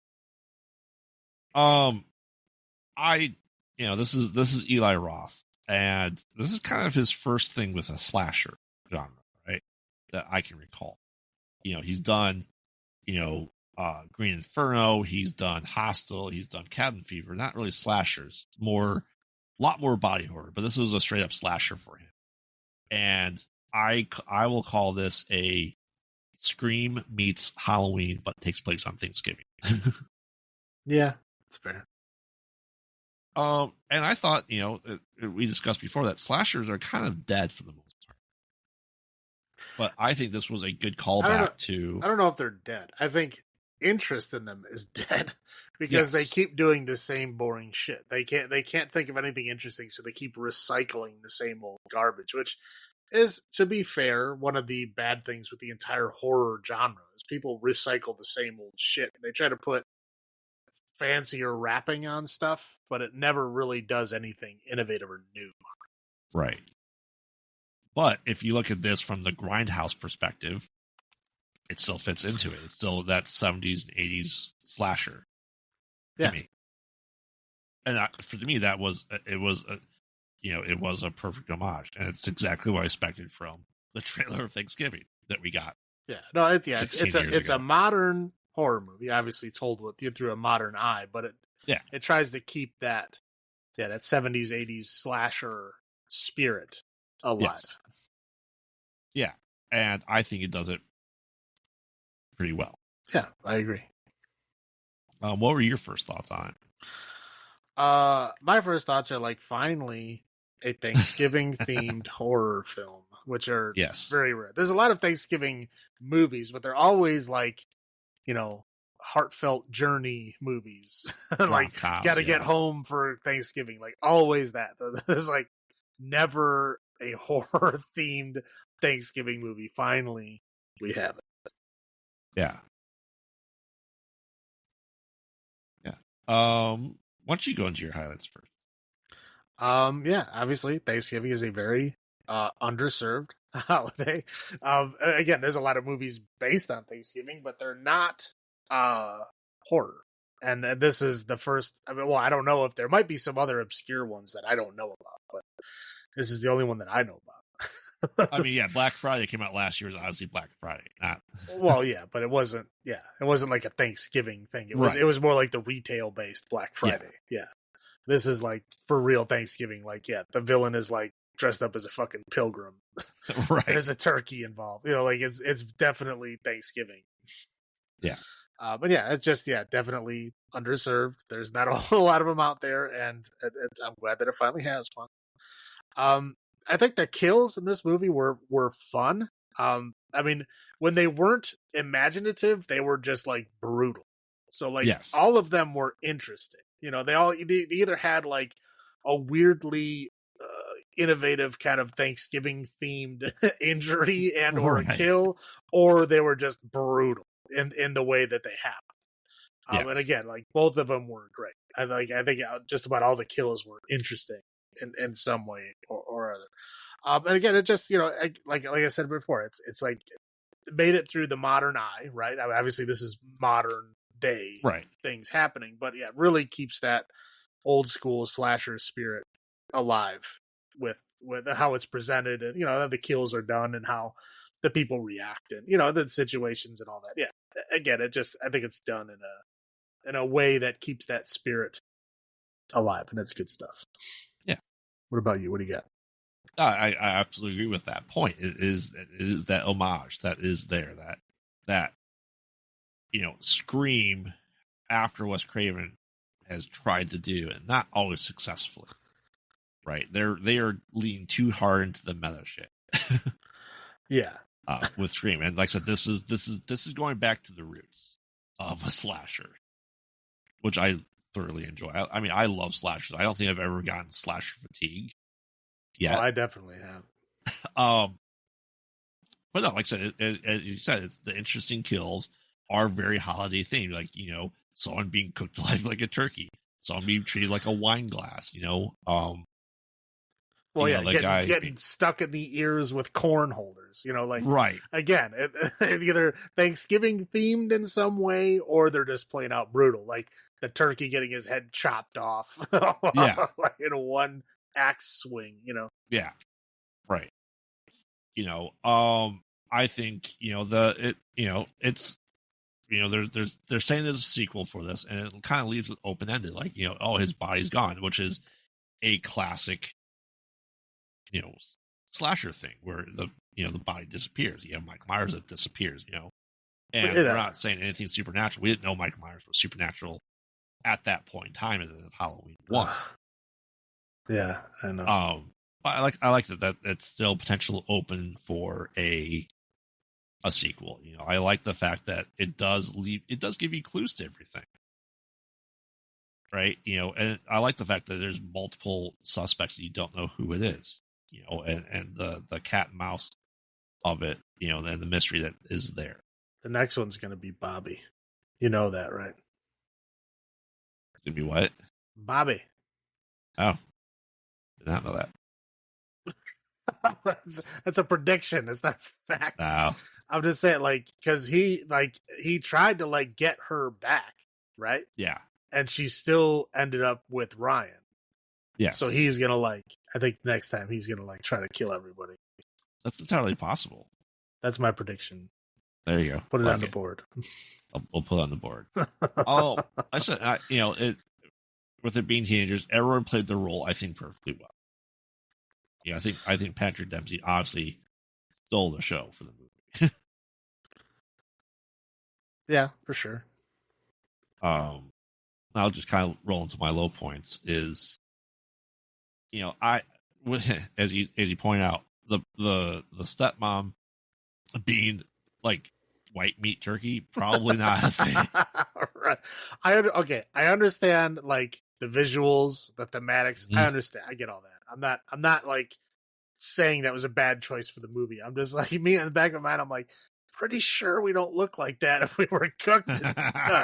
Pretty sure we'd fall under more of the pork category, but that's just what I've heard from real cannibal folks. Well, I haven't personally heard from real cannibal folks. I've heard other cannibal folks talk about it in documentaries and shit. I don't know any of them. Yeah. And the bros, the football bros, they're over the top. I know you're not supposed to like them. I have problems with it. I hated that in high school, and I don't like watching it now. And a surprisingly number of people stayed alive. Usually, there was not a final girl. You know what I mean? So that was interesting that it was multiple people alive, and I think that's what I will call now the scream effect from slashers, because usually it's one person that stays alive, and the next movie they're dead anyway. So will they stay dead? Probably not. I don't think we need to have the carryover of protagonists in slasher movies. Well, it depends on who signs up for the next one. That depends on who dies right away. Yes. Or off screen if they decide not to show up at all. Yeah. What about you? What are your little points? I'm going to take it one step further. I'm going to say no one was redeemable in this movie. I was just saying, I was almost rooting for the killer in this movie. Because everybody is an asshole. Everybody is. Yeah. Everybody is shitty. Everybody treats other people like garbage. Everybody fucking deserves to get cooked like a turkey and cut up. They're all a bunch of, just douchebags. Every single one of them. So, yeah, I didn't feel bad for any of them. I found myself rooting for John Carver. I was like, yeah, do it. Kill him. 2, okay. Why was the turkey balloon hooked up to flammable gas? That's a great question. Because they didn't hook up that tank to the balloon. No, they just walked past and hit the nozzle. It was already hooked up to that balloon. Yes. Why would they have a turkey balloon hooked up to flammable gas, knowing that it would be that violently explosive? There's no way that would ever happen. It would be using other gases, helium being one of them. That's, again, lighter than air, so make the fucking thing float. It would not be filled up with acetylene gas or whatever the hell it was that made the huge giant explosion, which was ridiculous. Which brings me to another point. How violently explosive and damaging was that explosion to where it broke a braided steel fucking tow truck cable?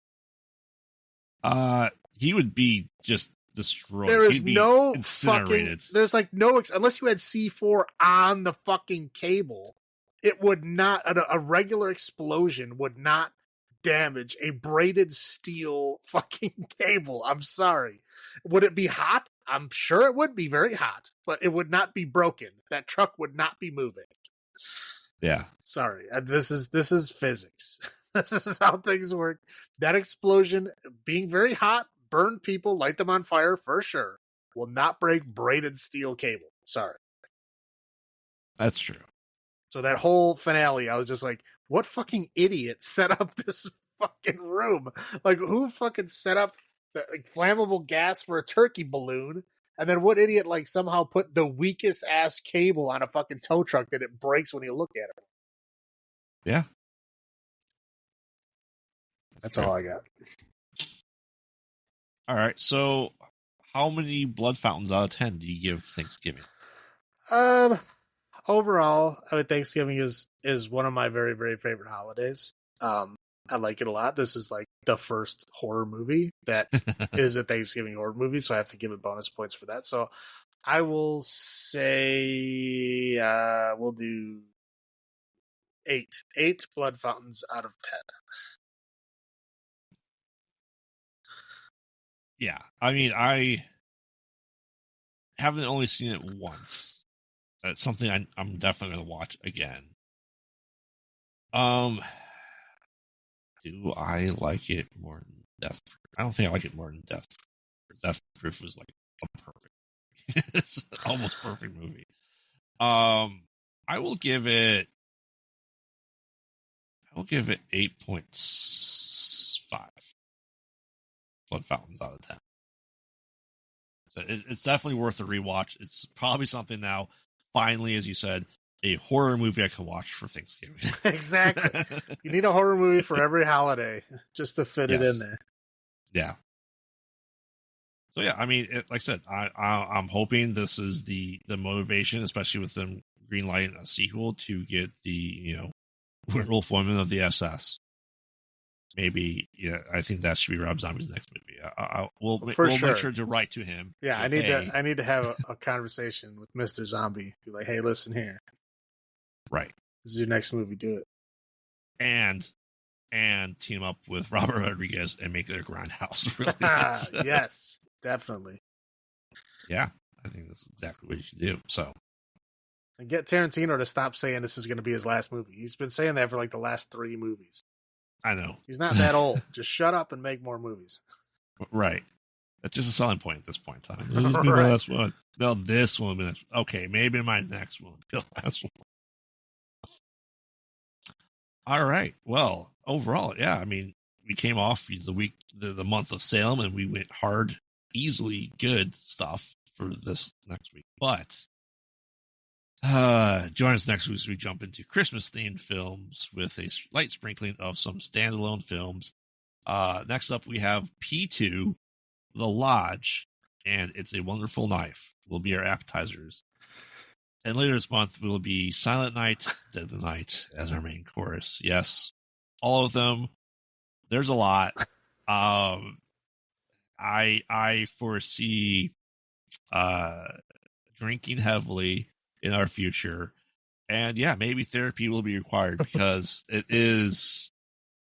You've never seen any of them, as far as you know, right? I have not. No, I said this last year. I am not a fan of Christmas themed horror films. I'm just gonna go out there and say it. So yeah, no, I'm not looking forward to this at all. Well, no, this next one is okay. P2, The Lodge, It's a Wonderful Knife. I probably won't love them, but I'll probably be okay with them. I'm pretty sure Silent Night, Deadly Night, I'm gonna hate my life for 2 weeks. You will probably like the first one, and that'd be about it. Yeah. So I'm interested. I personally have not rewatched these in some time. I know I haven't seen the remake that came out like a decade ago, but it's going to be rough. We're just throwing this out there now. It will be rough. Like I said, drinking will be required and everything else. So until then, remember, we watch bad movies, so you don't have to. And this has been Graveyard saying, have you checked on the children? And this is Salem saying, long live the new flesh. Night.